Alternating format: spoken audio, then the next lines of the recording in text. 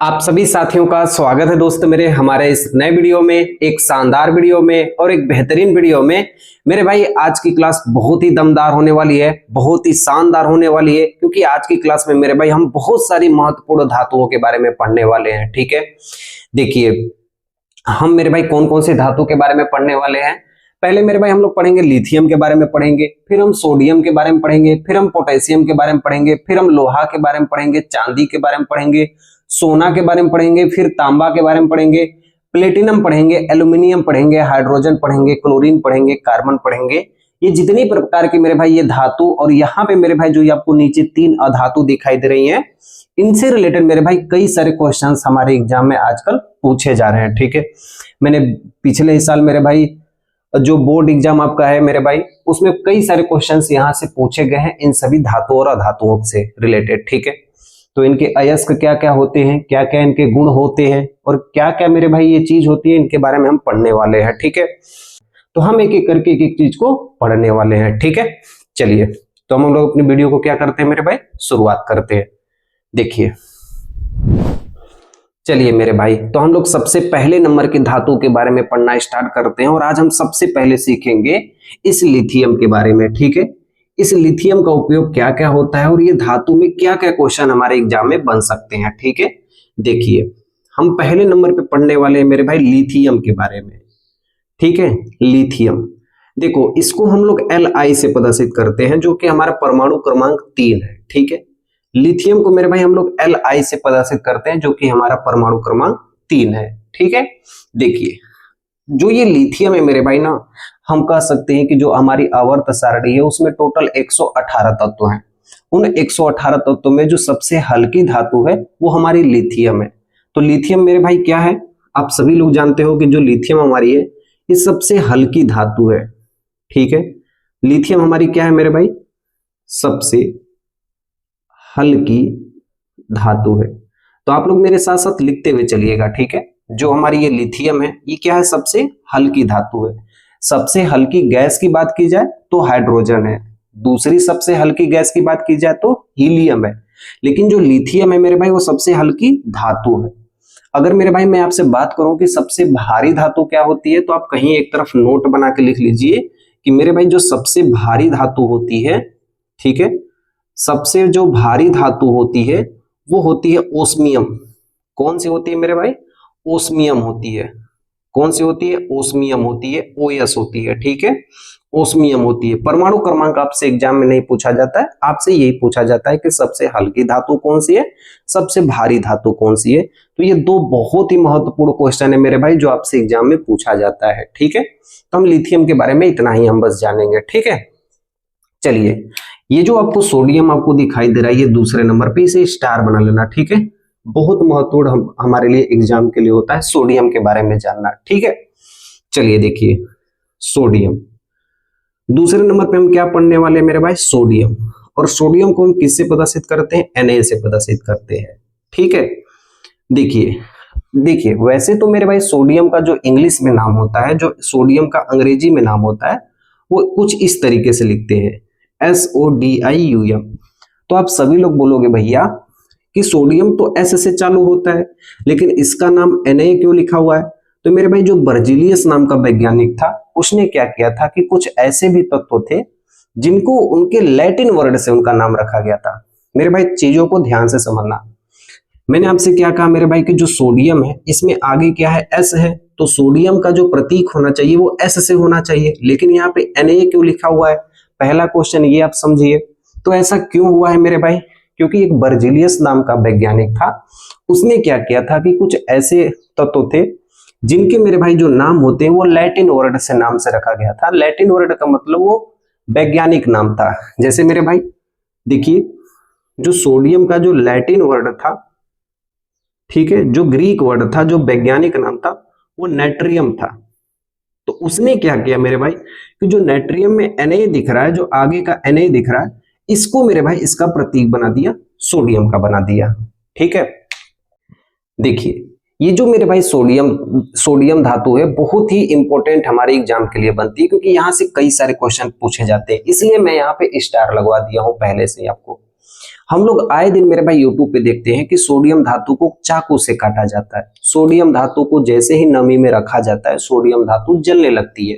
तो जो पुजारी लोग होते हैं ना, हम लोग के यहाँ पे कभी कभी कराह होते हैं, कभी कभी कोई ऐसे पुजारी लोग होते हैं जो गोईठे में से आग निकाल लेते हैं, तो वो सोडियम धातु का उपयोग करते हैं। किसका उपयोग करते हैं? सोडियम धातु का उपयोग करते हैं। ठीक है, इसे चाकू से काटा जा सकता है।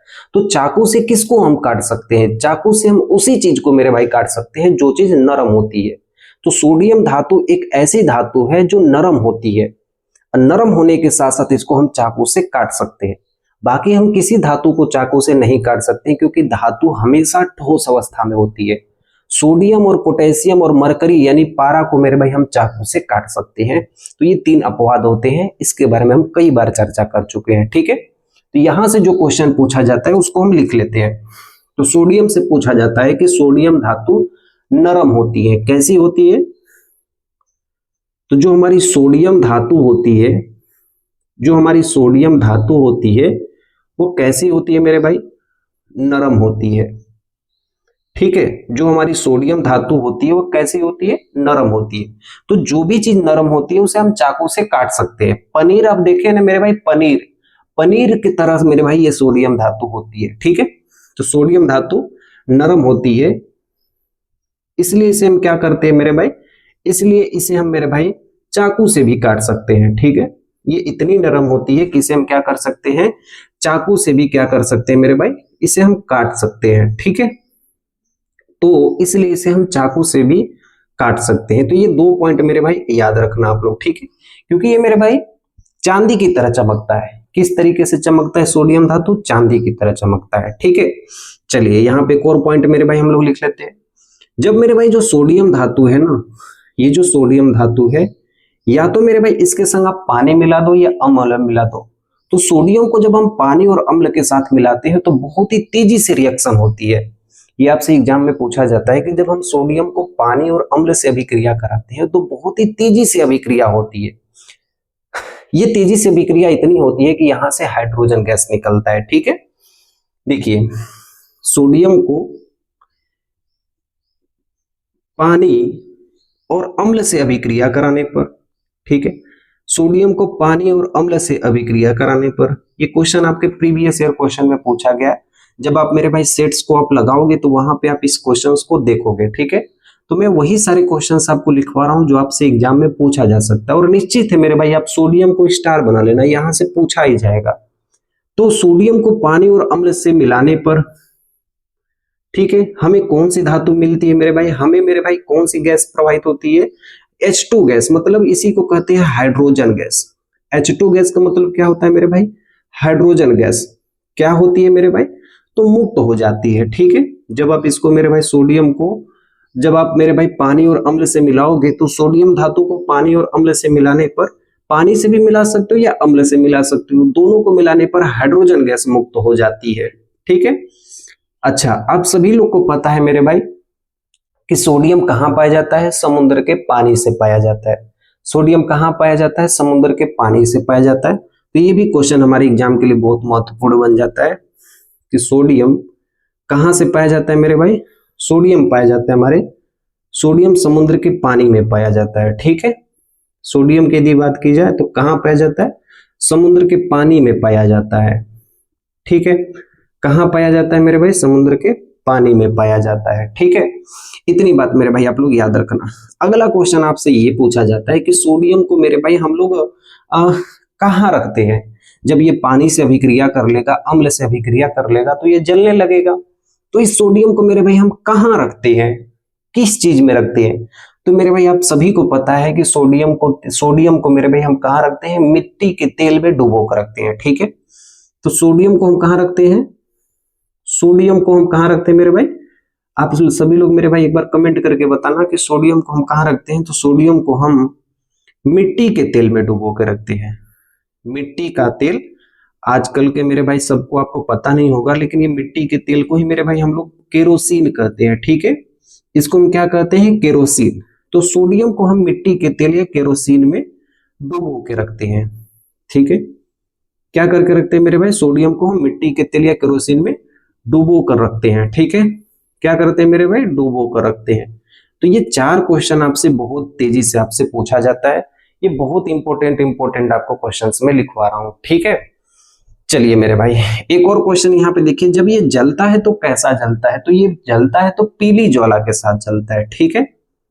जब ये हमारा सोडियम जलता है तो कैसा जलता है मेरे भाई, पीली ज्वाला के संग जलता है, पीली ज्वाला के संग जलता है, संग जलता है, ठीक है। इतनी सारे क्वेश्चंस मेरे भाई आप लोग याद रखिएगा। तो लिथियम और सोडियम के बारे में हमने यहां से जान लिया, ठीक है। अब मेरे भाई रही बात कि सोडियम से हम कौन कौन सी ऐसी चीजें होते हैं जो हमारे इस केमिस्ट्री में क्लास 10th की केमिस्ट्री में बनाई गई हैं, ठीक है। इस सोडियम धातु से हमारे क्लास 10th की केमिस्ट्री में क्या क्या चीजें बनाई गई हैं मेरे भाई। सबसे पहले नंबर पे हम सोडियम से क्या बनाते हैं, सोडियम क्लोराइड बनाते हैं, ठीक है। आप सभी को पता है मेरे भाई कि सोडियम क्लोराइड को हम क्या कहते हैं मेरे भाई, इसको हम कहते हैं साधारण नमक, या इसको हम कह सकते हैं मेरे भाई हम नमक कह सकते हैं, ठीक है। बोलोगे हाँ भैया। अच्छा एक और चीज आप लोग बताइए, सोडियम से ही हम बनाते हैं मेरे भाई NaHCO3, यस या नो? आप सभी लोग को पता है कि नहीं? इसको हम मेरे भाई क्या कहते हैं, इसको कहते हैं सोडियम हाइड्रोजन कार्बोनेट या सोडियम बाइकार्बोनेट, ठीक है। और मैंने आपसे मेरे भाई क्या कह रखा है, मैंने आपसे ये कह रखा है मेरे भाई कि इसको हम कहते हैं खाने का सोडा। क्या कहते हैं मेरे भाई, इसको हम कहते हैं खाने का सोडा। क्या कहते हैं इसको हम, खाने का सोडा, ठीक है। इसका मेरे भाई और एक नाम होता है मेरे भाई, इसको हम कहते हैं बेकिंग पाउडर, ठीक है। क्या कहते हैं मेरे भाई, बेकिंग पाउडर। इसी बेकिंग पाउडर को मेरे भाई हम क्या कहते हैं, खाने का सोडा कहते हैं। यदि इसका नाम पता किया जाए मेरे भाई तो इसको कहते हैं सोडियम बाइकार्बोनेट। क्या कहते हैं इसको, सोडियम और एक हाइड्रोजन होता है तो हम कहते हैं बाई, और ये CO3 को मेरे भाई हम कहते हैं कार्बोनेट, ठीक है। अब यहाँ पे ट्रिक आपको मैं एक बताता हूं जिससे आपको एग्जाम तक तो ये चीज आपसे कभी नहीं भूलेगी। वो ट्रिक मेरे भाई ये है कि बाई क्या करती है मेरे भाई, खाना बनाती है। बाई क्या करती है मेरे भाई, खाना बनाती है। तो बाई का मतलब हो गया NaHCO3, यानी सोडियम बाइकार्बोनेट को क्या कहते हैं, खाने का सोडा कहते हैं, ठीक है। यहां तक आपको दिख रही है, यहां तक आपको अच्छे से समझ में आ रहा है? देखो मैं आपको नहीं दिखूंगा, लेकिन मैं जो आपको पढ़ा रहा हूं वो चीज आपको जरूर दिखना चाहिए, ठीक है। चलिए मेरे भाई, एक और क्वेश्चन यहां से आपको कंफ्यूजन होता है उसे भी आप लोग यहाँ पे कॉलम बना के लिख लीजिए, ठीक है। एक मेरे भाई और सोडियम से बनाया जाता है Na2CO3 इंटू 10H2O, ठीक है। आपने ये चीज देखा होगा मेरे भाई कि ये बहुत इंपॉर्टेंट हमारे एग्जाम के लिए बनता है, क्योंकि इसको मेरे भाई हम कहते हैं, इसको हम मेरे भाई कहते हैं धावन सोडा।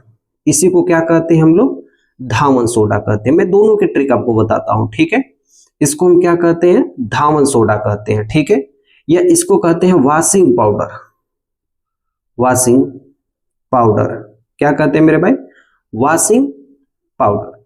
अब देखिए इसकी ट्रिक क्या है और इसकी ट्रिक क्या है। इसको यदि हिंदी में इसको यदि पूरा रासायनिक नाम की बात की जाए तो इसको कहते हैं सोडियम कार्बोनेट डेकाहाइड्रेट, ठीक है। एक बार फिर से आप लोग बोलेंगे मेरे भाई, बोलने का प्रयास करेंगे, चीजों को आप बहुत आसानी से समझ जाएंगे। सोडियम कार्बोनेट 10 को डेका कहते हैं और H2O को हाइड्रेट कहते हैं। तो यहाँ पे मेरे भाई इसको हम क्या कहेंगे, इसको हम कहेंगे मेरे भाई सोडियम, और हम क्या कहेंगे मेरे भाई CO3 को हम क्या कहेंगे, तो आप सभी को पता है कार्बोनेट, और 10 को मेरे भाई हम लोग कहते हैं डेका, और हम क्या कहते हैं, हाइड्रेट कहते हैं, ठीक है। अब देखो यहाँ पे ट्रिक को आप लोग कैसे एग्जाम में आप फॉलो करोगे, ध्यान से देखना।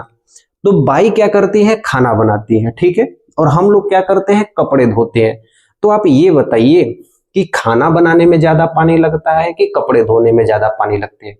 तो आप सबको पता है मेरे भाई कि जो कपड़े धोते हैं वहां पे पानी बहुत ज्यादा लगता है, इसलिए मेरे भाई यहाँ पे कितना पानी है, 10 पानी है, ठीक है। तो जहां पानी की मात्रा ज्यादा होगी वो धावन सोडा होगा, यानी वॉशिंग पाउडर होगा। जहां पानी की मात्रा कम होगी, यहाँ पे एक हाइड्रोजन है, हाइड्रोजन का मतलब पानी, तो यहाँ पे एक हाइड्रोजन है इसलिए ये खाने का सोडा हो गया। यहाँ पे 10 हाइड्रोजन है इसलिए ये धोने का सोडा हो गया, यानी धावन सोडा हो गया, ठीक है। चलिए मेरे भाई, तो हमने अभी तक जो 2 चीजों को सीखा है, किसको किसको, लिथियम को सीखा है, सोडियम के बारे में सीखा है। मैंने आपसे क्या कहा था कि जो लिथियम है सबसे हल्की धातु है, सबसे भारी धातु ओस्मियम है। जो सोडियम होती है लैटिन वर्ड नेट्रियम के Na से लिया गया। सोडियम धातु नरम होती है इसलिए हम इसे हम चाकू से काट सकते हैं। सोडियम को पानी और अम्ल से मिलाने पर हाइड्रोजन गैस मुक्त हो जाती है। सोडियम समुद्र के पानी में पाया जाता है। सोडियम को हम मिट्टी के तेल में डुबो के रखते हैं, जब ये जलती है तो पीली ज्वाला के साथ जलती है। ठीक है, सोडियम से ही हमारा बना हुआ है नमक बना हुआ है, सोडियम से हमारा बना हुआ है खाने का सोडा बना हुआ है, सोडियम से ही बना हुआ है हमारे धोने का सोडा यानी धावन सोडा बना हुआ है। तो ये सारी चीजें मेरे भाई सोडियम से बनी हुई है और ये समुद्र के पानी से पाया जाता है। ठीक है, इतनी बात मेरे भाई आप लोग याद रखिएगा, इतनी सी चीज मेरे भाई मैं आपको अभी सिखाया हूँ। ठीक है, अभी हम इन सब के बारे में सीखने वाले, सबका पोस्टमार्टम करेंगे। ठीक है, तो बहुत शानदार क्लास होने वाली है, आप क्लास को लाइक करते रहिएगा। ठीक है, इसे लिख लीजिए मेरे भाई, फिर हम आगे बढ़ते हैं पोटेशियम की ओर। मेरे भाई हमने पढ़ लिया था लिथियम के बारे में, हमने पढ़ लिया, हमने सोडियम के बारे में पढ़ लिया। अब हम पढ़ने वाले हैं पोटेशियम के बारे में पढ़ने वाले हैं, जिसे हम लोग के से प्रदर्शित करते हैं। ठीक है, चलिए देखिए, अब हम लोग पढ़ने वाले हैं पोटेशियम के बारे में। ठीक है, किसके बारे में पढ़ने वाले हैं? पोटेशियम के बारे में पढ़ने वाले हैं, जिसे हम लोग के से प्रदर्शित करते हैं। और ये मेरे भाई आवर्त सारणी में ये 19 नंबर का ये परमाणु क्रमांक पे पोटेशियम पाया जाता है। ठीक है, अब ये रही बात ये समझने के लिए कि पोटेशियम तो पी से स्टार्ट होगा, लेकिन भैया आप बोल रहे हो कि पोटेशियम को हम लोग के से प्रदर्शित करते हैं। तो मैंने आपसे कहा था कि मेरे भाई एक बर्जेलियस नाम का वैज्ञानिक था। बर्जेलियस नाम का वैज्ञानिक ने क्या कहा था कि कुछ ऐसे तत्वों के प्रतीक होते हैं जो उनके लैटिन वर्ड से रखे गए होते हैं। तो ये जो पोटेशियम है ना, इसका मेरे भाई जो लैटिन वर्ड है ना, लैटिन वर्ड का मतलब जो ग्रीक वर्ड है, जो विदेशी वर्ड है, यानी जो वैज्ञानिक वर्ड है, वो कैट्रियम होता है। क्या होता है मेरे भाई? कैट्रियम होता है। और कैट्रियम में आगे क्या है मेरे भाई? के है, तो इसके स्थान पे मेरे भाई यहाँ पे के रख गया। और वास्तविक में मेरे भाई पोटेशियम को यदि आप इंग्लिश में लिखोगे तो आप कुछ इस तरीके से लिखोगे। ठीक है, तो यहाँ पर तो पी आना चाहिए, लेकिन हम इसके लैटिन वर्ड कैट्रियम से इसका हम क्या नाम रखे हैं? के रखे हैं। ठीक है, अब यहां से सिर्फ एक ही क्वेश्चन हमारे परीक्षा में पूछी जाती है कि खाद बनाने में या मेरे भाई हम लोग बारूद बनाने में कौन सी धातु का उपयोग करते हैं? तो वो यही हमारी पोटेशियम धातु है, जो हम खाद बनाने में भी उपयोग करते हैं, बारूद बनाने में भी उपयोग करते हैं। तो यही क्वेश्चन हमारे एग्जाम में पूछा जाता है। ठीक है, तो पोटेशियम का उपयोग आप लोग मेरे साथ साथ लिखते रहिएगा कि पोटेशियम का उपयोग कहां पर करते हैं मेरे भाई? इसका उपयोग आप सभी को पता है कहां करते हैं हम लोग? बारूद बनाने में। कहां बनाने में मेरे भाई? बारूद बनाने में। बारूद का मतलब बम उम जो बनाते हैं ना, पड़ाका उड़ाका जो फूटते हैं दिवाली वाली के समय में, उस समय जो बारूद बनती है वो तो बारूद ही है, बस वो छोटा बारूद होता है और किसी घर को उड़ाने के लिए बड़ा सा बारूद चाहिए। ठीक है, तो बारूद बनाने में तथा खाद्य मतलब जो खाद खेतों में फेंके जाते हैं ना, उसमें हम उपयोग करते हैं। ठीक है, बनाने में उपयोग किया जाता है। तो यही आपसे क्वेश्चन आपसे पूछा जाता है। ठीक है, पोटेशियम का उपयोग बारूद बनाने में तथा खाद्य बनाने में उपयोग किया जाता है। ठीक है, ये क्वेश्चन आप लोग मेरे भाई ध्यान रखिएगा कि खाद बनाने में या बारूद में कौन सा धातु का उपयोग किया जाता है? पोटेशियम धातु का उपयोग किया जाता है। ठीक है मेरे भाई, इस पोटेशियम से कई सारे आप लोग तत्वों को याद रखिएगा। ठीक है, चलिए मैं यहाँ पे लिख देता हूं। मैं भले ही ना दिखाई दूं, लेकिन मेरा आपको पूरा चीज आपको समझ में आना चाहिए। एक आपने नाम सुना होगा मेरे भाई पोटेशियम हाइड्रोक्साइड। ठीक है, एक आपने नाम सुना होगा मेरे भाई कि KMnO4, एक NO3 होता है। ठीक है, और एक आपने सुना होगा मेरे भाई कि KMnO4 होता है। देखो, चीजों को समझना है तो मेरे भाई हम लोग बेसिक तरीके से सीखेंगे कि इसका उपयोग कहाँ होता है, इसका उपयोग कहाँ होता है, इसका उपयोग कहाँ होता है। ठीक है, चलिए देखिए, इसको हम लोग कहते हैं पोटेशियम हाइड्रोक्साइड। के से पोटेशियम, OH से हाइड्रोक्साइड। तो इसे हम क्या कहते हैं?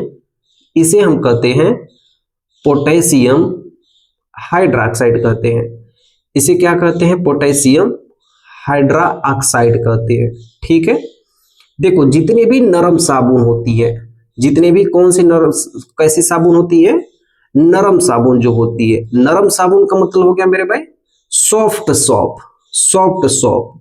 तो वो सब क्या होती हैं? पोटेशियम हाइड्रोक्साइड होती हैं। जैसे आप कभी मेरे भाई पियर्स का साबुन यदि आप लगाओगे ये आप डव का साबुन लगाओगे तो बहुत ही नरम होती है। ये हमारे लाइफ बॉय साबुन से और जो डिटोल साबुन होती है उससे ये बहुत ही नरम होती है, क्योंकि इसमें ग्लिसरॉल होता है, बहुत ही तेज से फिसलन होती है।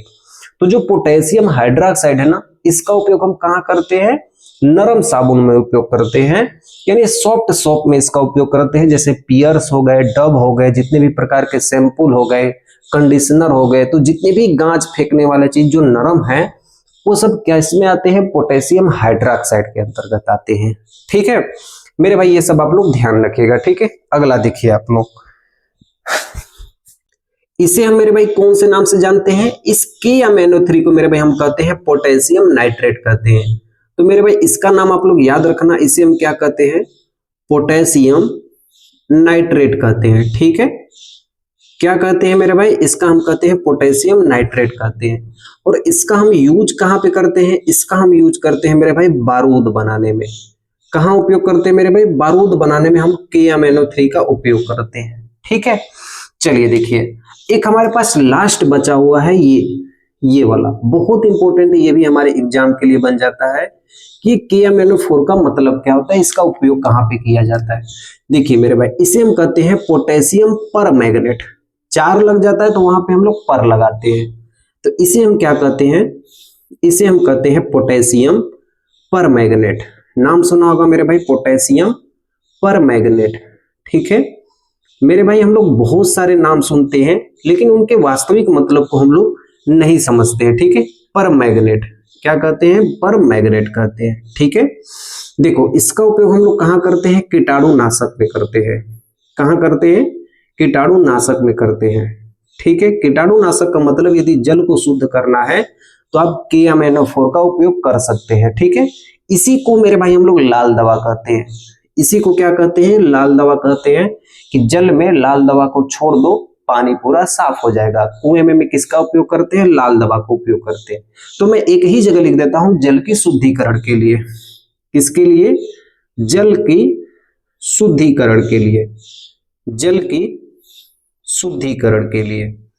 ठीक है, हम कुएं में मेरे भाई किसका उपयोग करते हैं? लाल दवा का उपयोग करते हैं। कहीं पानी बाढ़ का फंसा हुआ तो वहां पे किसका उपयोग करते हैं? लाल दवा का उपयोग करते हैं। तो KMnO4 क्या है? पोटेशियम परमैंगनेट, जिसे हम लाल दवा कहते हैं। ये कीटाणुनाशक के रूप में उपयोग किया जाता है, और जल का शुद्धिकरण के लिए हम किसका उपयोग करते हैं? लाल दवा का उपयोग करते हैं। KMnO3 पोटेशियम नाइट्रेट होता है, इसे हम बारूद कहते हैं। पोटेशियम हाइड्रोक्साइड ये नरम साबुन होता है। इसे जैसे एग्जाम्पल में मैं आपको यहाँ पे बताया हूँ कि पियर्स हो गए, डव हो गए, ये सब क्या है? नरम साबुन है। तो इतनी सारे क्वेश्चंस जो है वो पोटेशियम से पूछे जाते हैं हमारे कभी भी परीक्षाओं में। अगला मेरे भाई जो ये हम चीज पढ़ने वाले हैं, ये भी बहुत इंपॉर्टेंट है। इसमें तो सारे के सारे इंपॉर्टेंट है, लेकिन जिनको स्टार लगा रहा हूं ना मेरे भाई, स्टार वाले तो आपको पूरा याद करके ही जाना है। ठीक है, मैं आपको जिसमें स्टार लगा रहा हूं उसको आपको याद करके ही जाना है, क्योंकि यहां से क्वेश्चन बहुत सारे पूछे जाते हैं। लोहे में जंग किस तरीके से लगती है, क्या क्या उसके प्रक्रिया होते हैं, ये सब पूछे जाते हैं लोहा से। तो पहले आप लिख लीजिए, फिर हम लोहा के बारे में पढ़ेंगे, पूरा ये भर जाएगा। ठीक है, तो हम लोहा के बारे में पढ़ने वाले, पहले आप इसे लिख लीजिए। ठीक है, चलिए मेरे भाई, इससे पहले आप लिख लीजिए, हम किसके बारे में हम पढ़ने वाले हैं? लोहा के बारे में पढ़ने वाले हैं। ठीक है, देखिए हम किसके बारे में पढ़ने वाले हैं? लोहा के बारे में पढ़ने वाले हैं। इसको हम लोग Fe से प्रदर्शित करते हैं। ठीक है, इसकी बात की जाए मेरे भाई इंग्लिश में, तो लोहा को हम लोग इंग्लिश में कहते हैं आयरन कहते हैं। क्या कहते हैं? इसको आयरन कहते हैं। तो मैंने आपसे कहा था कि बर्जेलियस नाम का एक वैज्ञानिक था जो कई सारे तत्वों को उसके लैटिन वर्ड से जोड़ा हुआ था। जैसे लोहा का मेरे भाई जो लैटिन वर्ड होता है, ठीक है, जो ग्रीक वर्ड होता है मेरे भाई, जो वैज्ञानिक शब्द होता है वो होता है मेरे भाई फेरम होता है। क्या होता है? फेरम होता है। तो फेरम में Fe आ गया, और Fe से हमने क्या बना दिया? इसका प्रतीक बना दिया, वो हमारा लोहा हो गया। ठीक है, मेरा आपसे ये प्रश्न है कि जब इस दुनिया में मानव सबसे पहले आया तो मानव ने सबसे पहले कौन सी धातु का खोज किया था? मुझे कमेंट बॉक्स में सबसे पहले आप लोग बताना। ठीक है, जितने भी लोग अभी भी आप लोग देख रहे हैं, आप लोग ये बताने की कोशिश करना कि मानव ने सबसे पहले कौन सी धातु का खोज किया। ठीक है, चलिए देखिए, जो हम लोग है ना, जो मानव है ना, जो सबसे ज्यादा यदि किसी धातु का उपयोग करते हैं तो वो लोहा का ही उपयोग करते हैं। आप चीजों को अपने दैनिक जीवन में देख लीजिएगा। आपके छत के ऊपर आपके छत पर जो पंखा है वो भी लोहा का है, आपका जो दरवाजा बना हुआ है वो भी लोहा का है, जिस ब्रेंच पे आप लोग बैठते हैं वो भी लोहा का है। तो लोहा का उपयोग मानव सबसे ज्यादा करता है, ठीक है। तो लिखिएगा लोहा में मेरे भाई सबसे पहला आपको चीज जानना होगा कि मानव के द्वारा, ठीक है, ये प्रश्न आपके परीक्षा में पूछा जाता है, दोनों में कंफ्यूजन होता है कि मानव ने सबसे पहले किस धातु की खोज की और सबसे ज्यादा किस धातु का उपयोग करता है। तो मानव के द्वारा उपयोग किए जाने वाला सबसे ज्यादा धातु कौन सी है? उपयोग किए जाने वाला, ठीक है, मानव के द्वारा उपयोग किए जाने वाला सबसे ज्यादा धातु कौन सी है? लोहा है, ठीक है। सबसे ज्यादा मानव के द्वारा उपयोग किया जाने वाला सबसे ज्यादा मानव के द्वारा उपयोग किए जाने वाला सबसे ज्यादा धातु, हाँ सबसे ज्यादा क्या होगा? धातु कौन सी है मेरे भाई? ये लोहा ही है, कि मानव के द्वारा उपयोग किया जाने वाला सबसे ज्यादा धातु कौन सी है? लोहा ही है। आप यहाँ पे लिख लीजिएगा कि जो मानव ने पहली बार कौन सी धातु का खोज किया था? मानव ने पहली बार धातु का खोज किया था तांबा का। किसका खोज किया था? तांबा का, यानी Cu का। इसको हम लोग कहते हैं कॉपर कहते हैं, हम आगे इसके बारे में पढ़ने वाले हैं, ठीक है। देखिए ये लोहा पाया कहाँ जाता है? लोहा मेरे भाई हरी सब्जियों में पाया जाता है। कहाँ पाया जाता है मेरे भाई? हरी सब्जियों में पाया जाता है। तो जो लोहा होती है ना, लोहा जो होती है ये संक्रमण धातु है, ठीक है। लोहा कैसी धातु है? एक संक्रमण धातु है। और ये कहाँ पाया जाता है? तो लोहा मेरे भाई हरी सब्जियों में पाया जाता है, ठीक है। आप सभी को पता है कि लोहा कहाँ पाया जाता है, और जो लोहा है, जो आयरन है, वो कहाँ पाया जाता है? लोहा हरी सब्जियों में पाया जाता है, ठीक है। हम लोग हरी सब्जियां खाते हैं ना, तो उसमें लोहा पाया जाता है। अब कई सारे लोग ये सोच रहे हैं भैया यदि सब्जी में लोहा पाया जाएगा तो हम कैसे खाएंगे? बिल्कुल आप पूछ सकते हो, ठीक है, आप बिल्कुल पूछ सकते हो, हरी सब्जियों में पाया जाता है, ठीक है। चलो मेरे भाई ध्यान से आप देखो, मानव द्वारा उपयोग किए जाने वाला सबसे ज्यादा धातु कौन सी है? लोहा है। लोहा एक संक्रमण धातु है और लोहा हरी सब्जियों में पाया जाता है। जो हरी सब्जियां होती है ना, उसमें लोहे के गुण पाए जाते हैं। गुण का मतलब समझ रहे हैं? जैसे एक इंसान है, इंसान के अंदर क्या क्या गुण होते हैं मेरे भाई? कि वो सच बोलता है, वो झूठ बोलता है, वो मुस्कुराता है, वो हंसता है, तो वो उसके गुण कहलाते हैं। उसी तरीके से यदि कई सारे गुण हमारे शरीर में यदि आते हैं तो हमारे शरीर की कोशिकाएं मेरे भाई पोषित होती हैं, हमारे शरीर में पाचन होता है, जो हमारे शरीर में मेरे भाई वो कार्य करती हैं, ठीक है। उन सब्जियों को खाते हैं जिसके कारण हमारे शरीर में जो हेमोग्लोबिन, आपने नाम सुना है ना, जो खून, जो रक्त आप देखें ना, रक्त में हेमोग्लोबिन होता है और उसमें हमारी कौन सी पाई जाती है? लोहा पाई जाती है, आयरन पाई जाती है, ठीक है। तो ये बात मेरे भाई आप लोग ध्यान रखिएगा, बहुत ही सिंपल सा ये चीज है, ठीक है। चलिए, तो आप सभी को पता ही है मेरे भाई कि लोहा कहाँ पाया जाता है? तो लोहा हमारे खून में हेमोग्लोबिन पाया जाता है। हेमोग्लोबिन में क्या पाया जाता है? लोहा पाया जाता है, ठीक है। लिखना, रक्त में क्या पाया जाता है मेरे भाई? रक्त में हेमोग्लोबिन में उपस्थित लोहा होता है, ठीक है। यह रक्त में उपस्थित, ठीक है, हमारे खून में क्या उपस्थित होता है? हीमोग्लोबिन उपस्थित होता है, ठीक है। और हीमोग्लोबिन में ही क्या उपस्थित होता है? लोहा उपस्थित होता है, ठीक है। हीमोग्लोबिन, ठीक है, हीमोग्लोबिन। तो हमारे रक्त में क्या होता है मेरे भाई? यह रक्त में उपस्थित हेमोग्लोबिन में पाया जाता है, ठीक है। लोहा कहाँ पाया जाता है मेरे भाई? रक्त में उपस्थित हेमोग्लोबिन में पाया जाता है। इसीलिए मेरे भाई जब हेमोग्लोबिन में लोहा पाया जाता है तो हम लोग करंट के चपेट में आ जाते हैं, क्योंकि लोहा में विद्युत धारा आसानी से प्रवाहित कर सकते हैं। हमारे खून में भी लोहा होता है, यानी मेरे भाई कहने का मतलब है कि लोहा के गुण पाए जाते हैं, इस कारण हमारे शरीर में भी करंट प्रवाहित हो जाती है, ठीक है। चलिए देखिए, आपने बहुत बार एक नाम सुना होगा कि लोहा में जंग लग जाता है, जो हमारे एग्जाम में परीक्षा के लिए सबसे ज्यादा महत्वपूर्ण ये वाला पोर्शन बन जाता है, ठीक है। तो जंग लगता कैसे है, पहले वो भी हम समझते हैं। देखिए, जब आप लोहा को हम नया नया खरीद के लेके आते हैं तो लोहा में जंग नहीं लगता है, ठीक है।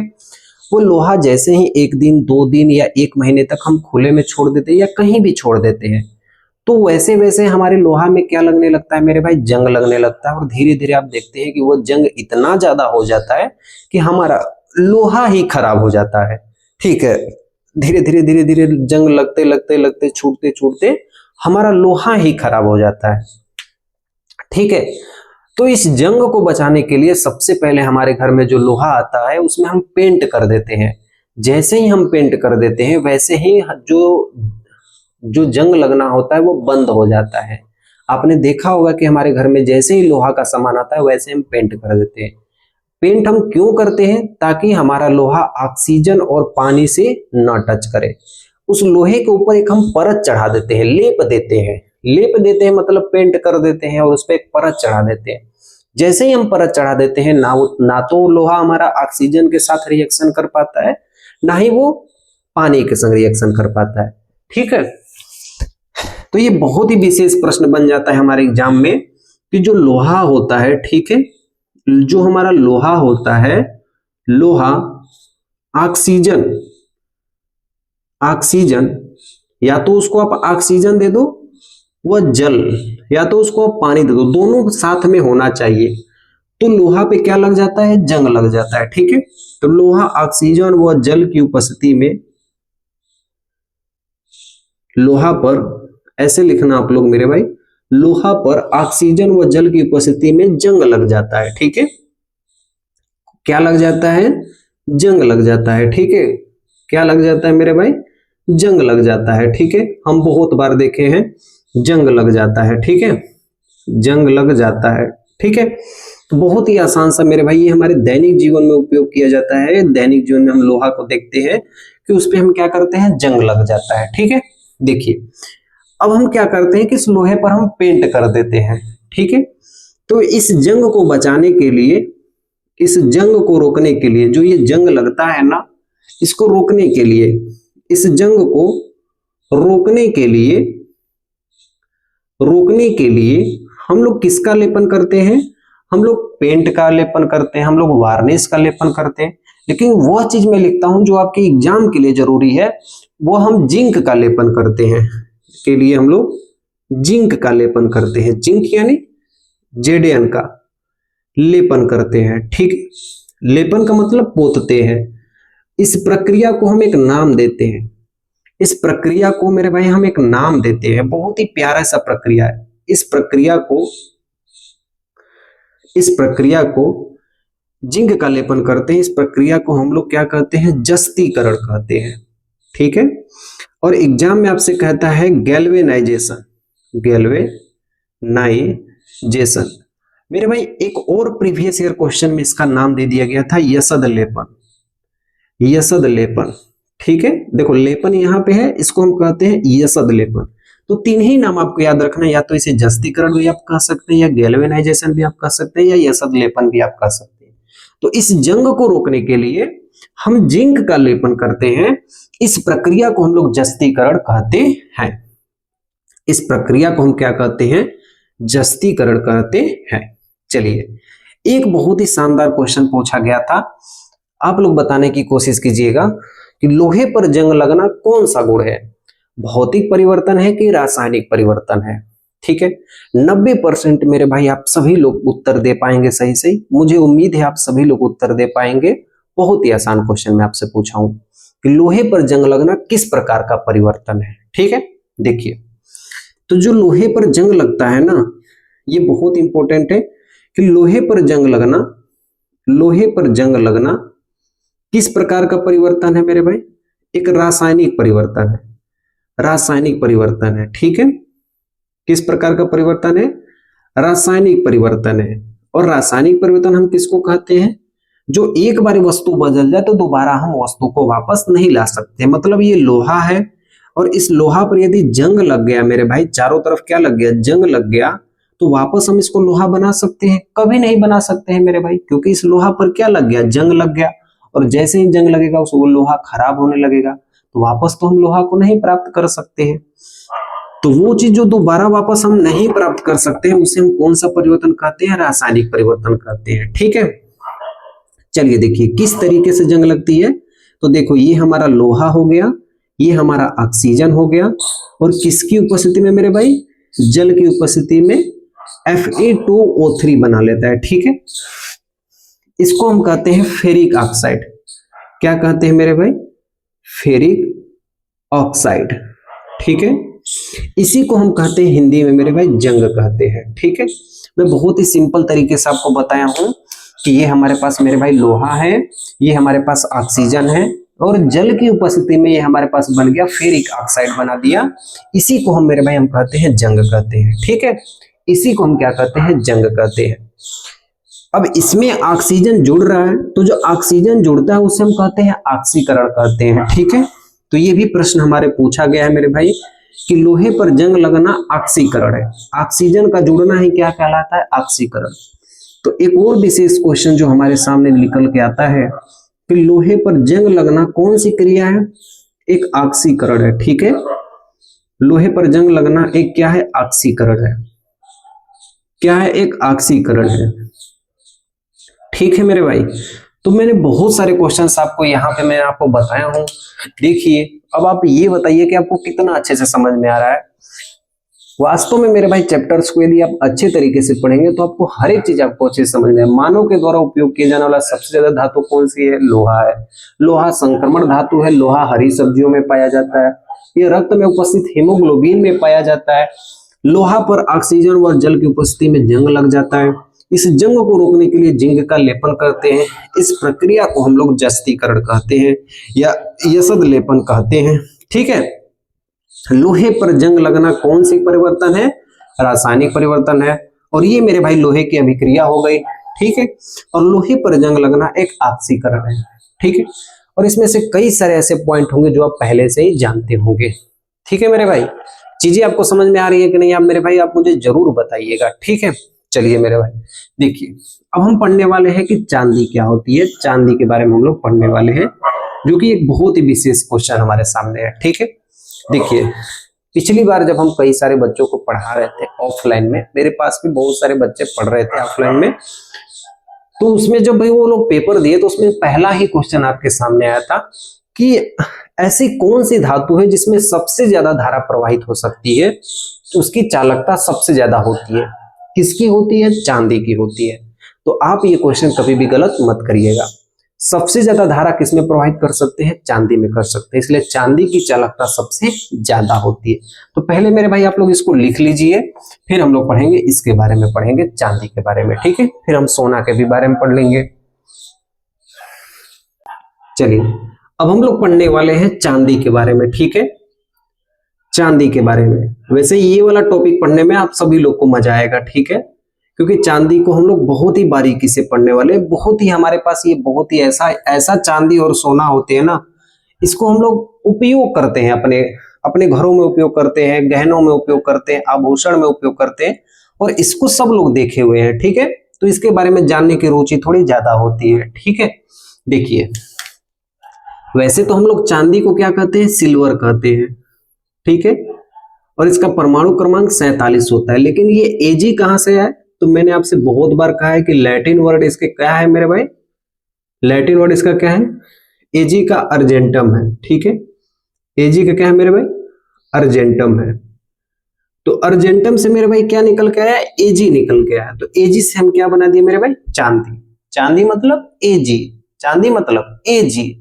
चलिए देखिए तो हम लोग इसे सीखने वाले हैं। ठीक है, तो ये जो चांदी आपको दिखाई दे रहा है ना, आपसे क्वेश्चन पूछा जाता है परीक्षाओं में कि सबसे ज्यादा कौन सी धातु है जिसमें धारा प्रवाहित तेजी से होती है? वो चांदी में होती है। ठीक है, तो लिखिएगा मेरे भाई कि चांदी की जो चालकता होती है, चांदी की चालकता होती है, चालकता मतलब जिसपे धारा तेजी से प्रवाहित हो, कंडक्टिविटी। ठीक है, जो चांदी की चालकता होती है वो बहुत ही तेज होती है। ठीक है, सबसे ज्यादा होती है, सबसे ज्यादा होती है। लेकिन ये इतना महंगा होता है कि हम लोग इसको अपने तार में उपयोग कर ही नहीं सकते। अब बताइए कि क्या हमें चांदी का उपयोग तार में उपयोग करना चाहिए? क्या हमारे पास इतने पैसे होते हैं कि हम ये चांदी का उपयोग करें? हम लोग अपने घर में किस धातु का उपयोग करते हैं? तारों में कॉपर और एल्युमिनियम का उपयोग करते हैं। घरों की जब वायरिंग होती है तो उसमें हम कॉपर और एल्युमिनियम का उपयोग करते हैं। चांदी बहुत ही महंगा पड़ता है, इसलिए हम चांदी का उपयोग मेरे भाई हम लोग नहीं करते हैं। ठीक है, देखो मेरे भाई, ये जो चांदी है ना, ये प्रकृति में मुक्त रूप से भी प्राप्त होता है, संयुक्त रूप से भी प्राप्त होता है। ठीक है, मतलब अकेले भी प्राप्त हो सकता है, किसी और के संग भी मिला हुआ भी हो सकता है। तो चांदी जो है ना, ये प्रकृति में कहाँ पाया जाता है? तो प्रकृति में मुक्त रूप से पाया जाता है।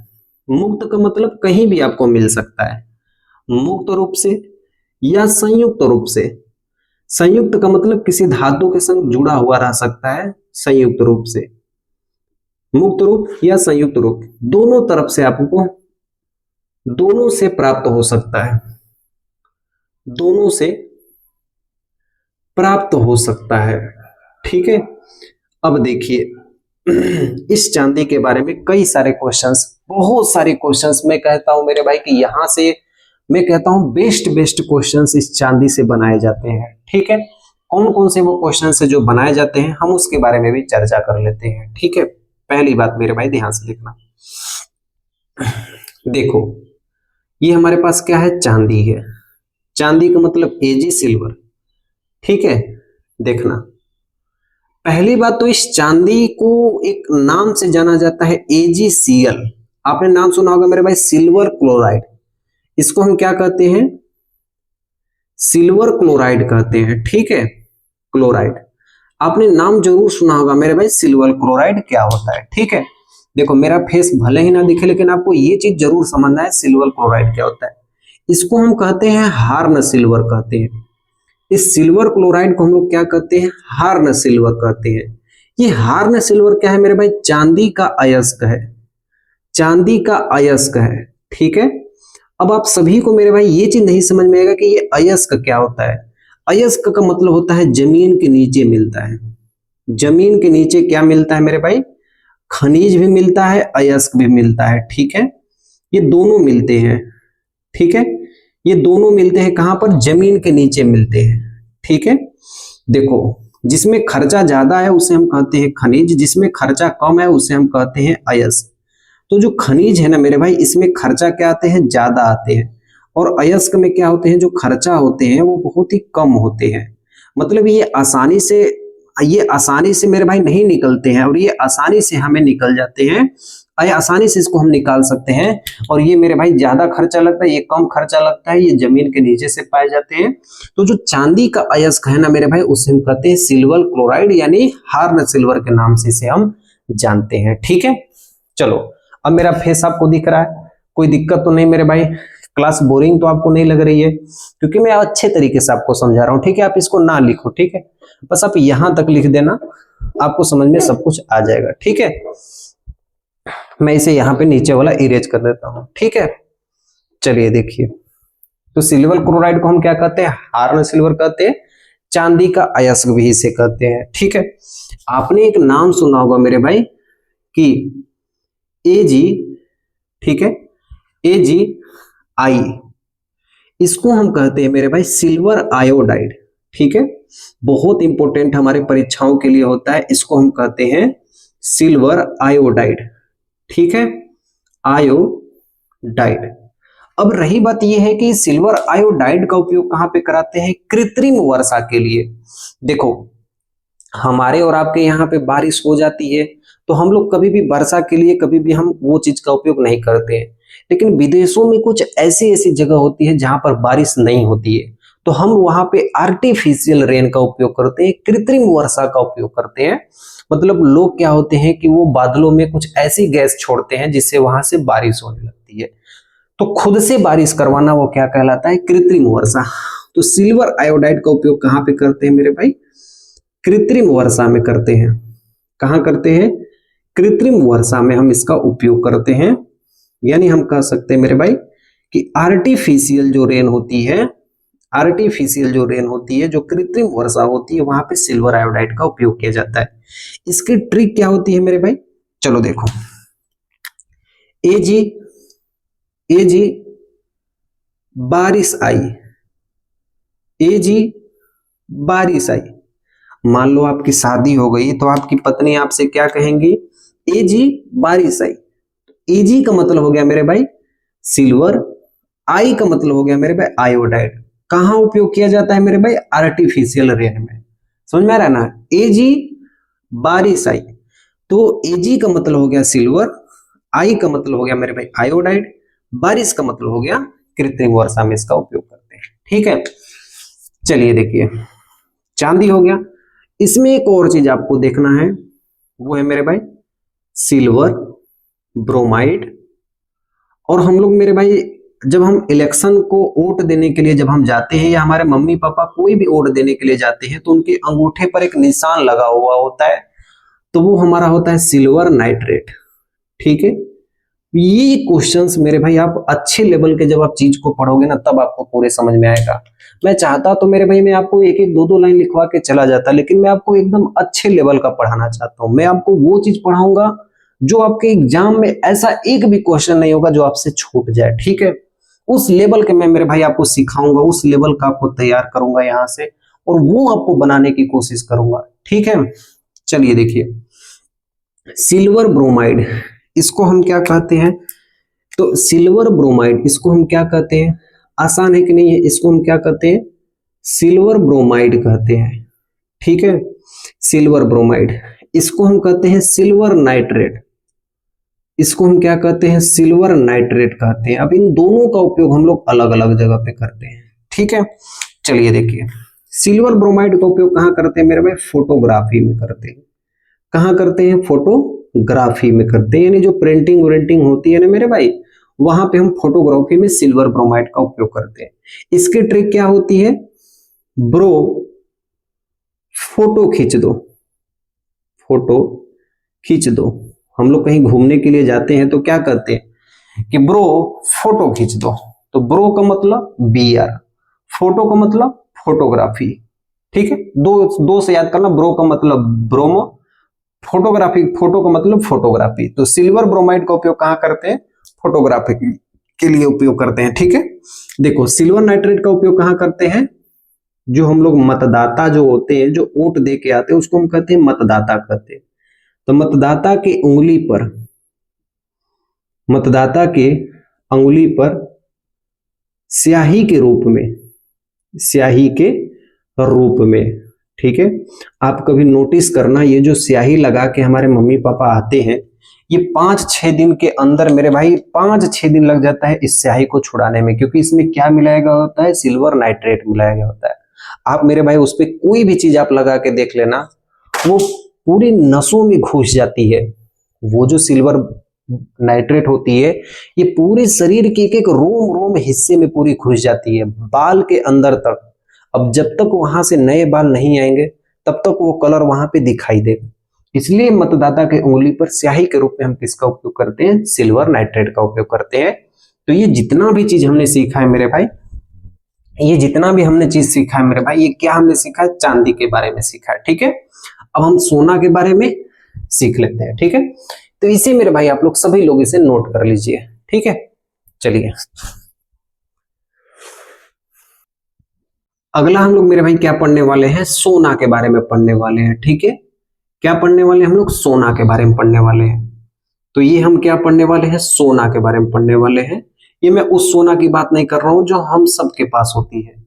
ठीक है, मतलब मेरे कहने का मतलब है जो हम लोग सोते हैं उसकी बात कर रहे हैं। ठीक है, ये मैं धातु की बात कर रहा हूँ, सोना एक धातु है, हम उसकी बात कर रहे हैं। ठीक है, इसको मेरे भाई इंग्लिश में हम लोग कहते हैं गोल्ड कहते हैं। ठीक है, और इस सोने को मेरे भाई हम लोग कहीं कहीं स्वर्ण भी कहते हैं। तो स्वर्ण को ही हम मेरे भाई सोना भी कहते हैं, गोल्ड भी कहते हैं। और इसका जो AU दिया है ना, ये लैटिन वर्ड है मेरे भाई। इसका जो लैटिन वर्ड है वो हमारे पास है मेरे भाई एरम है, AURRUM। एरम से मेरे भाई हमारे पास क्या बन के आया है, देखो AU से हमारा क्या बन के आया है, सोना बना हुआ। ठीक है, चलिए देखिए, देखो सोना क्यों इतना फेमस होता है, क्योंकि सोने की चमक बहुत ज्यादा होती है। ठीक है, सोने में क्या होती है, चमक होती है। यस या नो, सोने में क्या होती है मेरे भाई, चमक होती है। तो हम शादी विवाह में कभी जाते हैं तो जो औरतें सोना पहनी हुई होती है, तो जैसे ही उस पे प्रकाश की किरण टकराती है तो ये सोना बहुत ही चमकीली दिखाई देती है। ठीक है। दूसरा कारण मेरे भाई ये है कि इसकी जो तन्यता है, इसकी जो तन्यता है, ठीक है मेरे भाई, मैं आपको तन्यता के बारे में बताया हूं कि खींचकर तार बनाना, ठीक है। इसकी तन्यता और आघात वर्धनीयता, आघात वर्धनीयता किसको किसको पता है मेरे भाई कि आघात वर्धनीयता क्या होती है? देखो, तन्यता का मतलब खींचकर तार बनाना, आघात वर्धनीयता का मतलब पीटकर चादर बनाना। तो इसकी तन्यता और आघात वर्धनीयता सबसे ज्यादा होती है, सबसे ज्यादा होती है। और ऐसे क्वेश्चन आपकी परीक्षाओं में मेरे भाई बार बार आपसे पूछा जाता है कि वह कौन सी धातु है जिसकी तन्यता ज्यादा होती है? कौन सी है? सोना। वह कौन सी धातु है जिसकी आघात वर्धनीयता सबसे ज्यादा होती है? तो सोना को मेरे भाई हम खींच के बहुत पतला तार बना सकते हैं। मतलब यूं कह सकते हैं कि 1 ग्राम सोने को हम 2 किलोमीटर लंबा तार बना सकते हैं। एनसीईआरटी में कहा गया मेरे भाई कि 1 ग्राम तार को, मेरे 1 ग्राम सोना को, 1 ग्राम सोना को हम 2 किलोमीटर लंबा तार खींच सकते हैं। इतना पतला सोना को हम खींच सकते हैं। और सबसे ज्यादा आघात वर्धनीयता होती है, बहुत ही महीन इसका हम चादर बना सकते हैं, बहुत ही महीन पतली परत बना सकते हैं। इसलिए हम सोना का उपयोग कहां पे करते हैं? इसलिए हम सोना का उपयोग कहां पे करते हैं? इसलिए सोना का उपयोग हम कहां करते हैं? आभूषण में करते हैं। कहां करते हैं? आभूषण में करते हैं। ठीक है, चलिए, आपको कैसे पता चलेगा कि सोना हमारा शुद्ध है? तो इसको नापने के लिए हम कैरेट में नापते हैं। ठीक है, जैसे हम लोग आलू खरीदते हैं, तो आलू खरीदने के लिए क्या करते हैं? भैया आज 2 किलो आलू दे दा, ऐसे कहते हैं ना, तो 2 + किलो। ठीक है, उसी तरह सोना भी जब हम खरीदने जाते हैं तो वहां पे कैरेट डिसाइड होता है कि आप कितने कैरेट का सोना खरीदना चाहते हैं। तो सोने को हम किस में नापते हैं? देखो, क्वेश्चन पूछा जाता है कि जो सोने की शुद्धता होती है, सोने की जो शुद्धता होती है वो किस में नापी जाती है? तो सोने की शुद्धता हम किस में नापते हैं मेरे भाई? कैरेट में नापते हैं। किस में नापते हैं? कैरेट में मापी जाती है। ठीक है, कैरेट में मापी जाती है। किस में मापी जाती है? कैरेट में मापी जाती है। तो ये पॉइंट बहुत ही आप लोग ध्यान देना। असली सोना होगा तो मेरे भाई, असली सोना जो होगा, ठीक है, यदि आप उसकी जांच करवाओगे तो सोना में मेरे भाई जब भी आप जांच करवाने जाना तो जितना पहले उसका भार था उतना ही बाद में होना चाहिए। नहीं तो 1 ग्राम भी सोना कम हुआ तो मेरे भाई हजारों का आपका नुकसान हो जाएगा। इसलिए जब भी आप सोना सुनार को दो तो वहां पे पहले भी तौल लो, बाद में भी तौल लो। ठीक है, तो असली सोने की शुद्धता, असली सोने की जो शुद्धता होती है वो कितनी होती है? 24 कैरेट की होती है। आपने नाम सुना होगा, 24 कैरेट खरा सोना है मेरा लड़का, कहते हैं ना, 24 कैरेट की होती है। ठीक है, सोना में मेरे भाई जंग नहीं लगता है। ठीक है, सोना में जंग नहीं लगता है। ठीक है, अगला पॉइंट मेरे भाई, जो रोल्ड गोल्ड सोना होते हैं, जो रोल्ड गोल्ड सोना होते हैं, जो छपरी लोग पहनते हैं, यानी कुछ ऐसे लोग होते हैं मेरे भाई जो सोना पहनते हैं लेकिन वो सोना होता नहीं है, उस सोने को मेरे भाई हम लोग कहते हैं रोल्ड गोल्ड सोना। तो रोल्ड गोल्ड सोना जो होता है, रोल्ड गोल्ड सोना सोने का कृत्रिम रूप है। सोने का कैसा रूप है मेरे भाई? कृत्रिम रूप है। मतलब ये असली सोना नहीं होता है, बस सोने की तरह दिखाई देता है। इसे झूठों का भी सोना कहते हैं। रोल्ड गोल्ड सोना सोने का कृत्रिम रूप है। ठीक है, जिसमें कांपर, मेरे भाई जिसमें क्या मिलाया गया होता है? कांपर। कांपर भी कैसा दिखता है? सोने की तरह दिखता है। तो जिसमें कांपर कितना % होता है? 90% होता है। तथा ठीक है, और कांपर के बाद एल्यूमिनियम इसमें होता है, एल्यूमिनियम होता है। ठीक है, एल्यूमिनियम, एल्यूमिनियम कितनी % कही जाए तो 10% होती है। कितनी % होती है मेरे भाई? 10% होती है। तो जो रोल्ड गोल्ड सोना होते हैं ना, सोने का कृत्रिम रूप होती है, जिसमें कॉपर 90% और एल्यूमिनियम 10% होते हैं। ठीक है, देखो एक और पॉइंट आप लोग लिख लेना कि जो आयरन पायराइड्स होते हैं, ठीक है, देखो आयरन पायराइड्स, आयरन पायराइड्स, पायराइड्स, ठीक है, आयरन पायराइड्स को, ठीक है, हम लोग झूठों का सोना कहते हैं। क्या कहते हैं इसको? झूठों का सोना कहते हैं, झूठों का सोना कहते हैं, झूठों का सोना कहते हैं। आयरन पैराइड्स को मेरे भाई हम क्या कहते हैं? झूठों का सोना कहते हैं या बेवकूफों का सोना, दोनों आप कह सकते हो, ठीक है, बेवकूफों का सोना। क्वेश्चन आपसे पूछ सकता है कि झूठों का सोना किसे कहते हैं? आयरन पैराइड्स को। बेवकूफों का सोना किसे कहते हैं? आयरन पैराइड्स को कहते हैं। तो इतनी बात मेरे भाई आप लोग ध्यान देना। मैंने आपसे क्या बताया कि सोना का जो लैटिन वर्ड होता है वो एरम होता है। सोना में एक विशेष चमक होती है, इसकी तन्यता मतलब इसको खींचकर हम तार बना सकते हैं, और मेरे भाई इसको हम बहुत ही पतला चादर भी बना सकते हैं। ये सबसे ज्यादा होती है, सबसे ज्यादा, मतलब इससे आगे कुछ भी नहीं है, ठीक है। सोने की शुद्धता को हम लोग कैरेट में मापते हैं, ठीक है। असली सोने की शुद्धता 24 कैरेट की होती है। रोल्ड गोल्ड सोना, सोने का कृत्रिम रूप, जिसमें कॉपर 90% होता है, एल्यूमिनियम 10% की होती है। आयरन पैराइड्स को मेरे भाई हम लोग झूठों का सोना कहते हैं या बेवकूफों का सोना कहते हैं। तो ये बहुत सारे पॉइंट है जो हमें सोना के बारे में जानना है, ठीक है, समझ में आया। अगर यहाँ पे मेरे भाई जगह है तो मैं तांबा को भी लिखवा देता हूँ, 2-3 लाइन में हमारा तांबा भी अब खत्म हो जाएगा, ठीक है। चलिए देखिए हम लोग अब क्या पढ़ने वाले हैं? तांबा के बारे में पढ़ने वाले हैं, ठीक है। देखिए हम क्या पढ़ते हैं मेरे भाई? तांबा के बारे में, ठीक है। इसको हम किससे प्रदर्शित करते हैं? Cu से प्रदर्शित करते हैं, ठीक है। इंग्लिश में इसको क्या कहते हैं? कॉपर कहते हैं, ठीक है। देखो कॉपर में तो Cu है, लेकिन यहाँ पे मेरे भाई क्या है? Cu है। तो इसका जो लैटिन वर्ड है, जो विदेशी शब्द है मेरे भाई, ठीक है, वो क्या है मेरे भाई? वो हमारा है क्यूप्रस। क्यूप्रस, क्यूप्रस में मेरे भाई जो आपको Cu दिखाई दे रहा है, यहां से हम कॉपर को लेके आए हुए हैं, ठीक है। चलिए इसका जो सबसे ज्यादा आपको उपयोग पूछा जाता है, कहां पर उपयोग करते हैं? तड़िक चालक में, तड़िक चालक में उपयोग करते हैं, ठीक है। कहां करते हैं? आप सभी को याद रहना चाहिए कि हम इसका उपयोग कहां करते हैं? तड़िक चालक में इसका हम क्या करते हैं मेरे भाई? उपयोग करते हैं। अब सभी लोग पूछोगे भैया कि ये तड़िक चालक क्या होती है, ठीक है। मान लेते हैं मेरे भाई कि ये हमारे, ठीक है, ये हमारे शेर का घर है, ठीक है, ये हमारे शेर का घर है, किसी एक शेर का घर है, ठीक है, मतलब किसी इंसान का घर है। उस इंसान के घर में मेरे भाई किसी व्यक्ति के घर के ऊपर देखते हो ऐसे अंटीना जैसे बना हुआ होता है या कुछ ऐसे बना हुआ होता है। जैसे मेरे भाई बिजली कड़कती है तो ये इस पर आके टकराती है और ये कॉपर का तार जमीन से लगा हुआ होता है।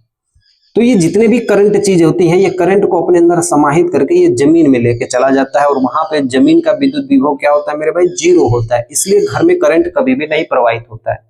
तो बड़े बड़े घरों में मेरे भाई आप देखोगे, बड़े बड़े घरों में मेरे भाई आप देखोगे कि वहां पे क्या होता है कि जमीन, छत के ऊपर एक छोटी सी कॉपर की प्लेट लगी होती है, जिसमें यदि बिजली चमकती है तो वो क्या होती है? जमीन के नीचे चली जाती है। या मेरे भाई कभी आप सिग्नल में देखोगे जो टावर होते हैं, मोबाइल के टावर होते हैं, उसके ऊपर इसी का उपयोग किया गया होता है, ठीक है।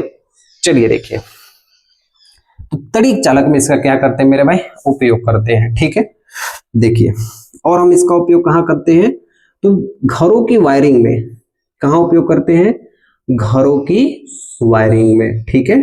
किसका उपयोग करते हैं मेरे भाई? हम कॉपर तार का उपयोग करते हैं, क्योंकि चांदी के बाद यही एक तत्व है, यही एक धातु है जो सबसे बढ़िया होता है, सस्ता होता है। तो घरों के वायरिंग में हम किसका उपयोग करते हैं? तांबा का उपयोग करते हैं, ठीक है। कभी आपके घर में मेरे भाई अर्थिंग लगेगी ना, तो इसी का उपयोग करते हैं, ठीक है। अर्थिंग में क्या करते हैं? इसको हम उपयोग करते हैं। तो यहां से 3 क्वेश्चन आपसे पूछा जा सकता है। तड़िक चालक में उपयोग किसका करते हैं? तांबा का। घरों के वायरिंग में किसका उपयोग करते हैं? तांबा का। अर्थिंग में किसका उपयोग करते हैं? तांबा का करते हैं, ठीक है। देखो जो तांबा का अयस्क होता है उसे कहते हैं कॉपर पायराइड्स। तांबा का अयस्क, तांबा का जो अयस्क होता है, ठीक है, वो क्या होता है? कॉपर पायराइड्स, ठीक है। क्या होता है मेरे भाई? आप लोग याद रखिएगा इसे, कॉपर पायराइड्स होता है, ठीक है। तांबा का अयस्क क्या होता है? कॉपर पाइराइट्स होता है, कॉपर पाइराइट्स होता है, ठीक है, कॉपर पाइराइट्स होता है, ठीक है। तो ये विशेष क्वेश्चन है मेरे भाई जो हमारे पास सोना और तांबा से पूछा जाता है कि सोने की चमक ज्यादा होती है, इसकी तन्यता और आघातवर्धनता ज्यादा होती है, ये हमने पढ़ लिया है, ठीक है। और ये हमने तांबा के बारे में पढ़ा है कि तांबा एक तड़िक चालक में इसका उपयोग करते हैं, घरों की वायरिंग में हम तांबा का उपयोग करते हैं, अर्थिंग में उपयोग करते हैं, तांबा का अयस्क को हम कॉपर पाइराइट्स करते हैं, ठीक है। तो हम मेरे भाई अभी तक कहां तक पहुंचे? हम लोग तांबा तक पहुंच गए। Aluminium, platinum, hydrogen, chlorine, carbon, तो बहुत ही अब आसान चीजें, इसे भी हम पढ़ने के और जल्दी जल्दी पढ़ के अपने चीजों को क्या करते हैं, जो छोटे छोटे चीजें उसको हम तेजी से पढ़ेंगे, जो इंपॉर्टेंट चीजें उसमें हम समय देकर अच्छे से उसको पढ़ेंगे, ठीक है। जैसे यहाँ पे कार्बन, क्लोरीन, हाइड्रोजन, ये तीनों इंपॉर्टेंट है, तो इसको हम अच्छे से ही पढ़ेंगे, ठीक है। चलिए अगले हम पढ़ने वाले हैं प्लेटिनम के बारे में, इसे आप लोग लिख लीजिए। अगला हम लोग पढ़ने वाले हैं मेरे भाई प्लेटिनम के बारे में, ठीक है। मेरे भाई देखिए ये प्लेटिनम बहुत ही एक इंपॉर्टेंट हमारे लिए धातु बन जाती है, क्योंकि मेरे भाई इसे हम लोग क्या कहते हैं, सबसे कठोर धातु कौन सी होती है? वो प्लेटिनम होती है। चीजों को मेरे भाई कंफ्यूजन यहाँ पे बहुत ज्यादा होता है। मैं आपसे पूछूं कि सबसे कठोर तत्व कौन सा होता है और सबसे कठोर धातु कौन सी होती है, दोनों अलग अलग होती है। तो आप मुझे बताइए मेरे भाई कि सबसे कठोर तत्व किसे कहते हैं, ठीक है। चलिए हम लोग क्या पढ़ने वाले, अब हम लोग प्लेटिनम पढ़ने वाले हैं, ठीक है। देखिए प्लेटिनम को किससे प्रदर्शित करते हैं? पीटी से। इसकी खोज किसने किया था मेरे भाई? बर्जीलियस नाम का एक वैज्ञानिक था, उसने प्लेटिनम की खोज की थी, ठीक है। सबसे पहला जो हमारे एग्जाम के लिए महत्वपूर्ण है, इसे हम लोग सफेद सोना कहते हैं, क्योंकि यह सफेद होता है, ठीक है।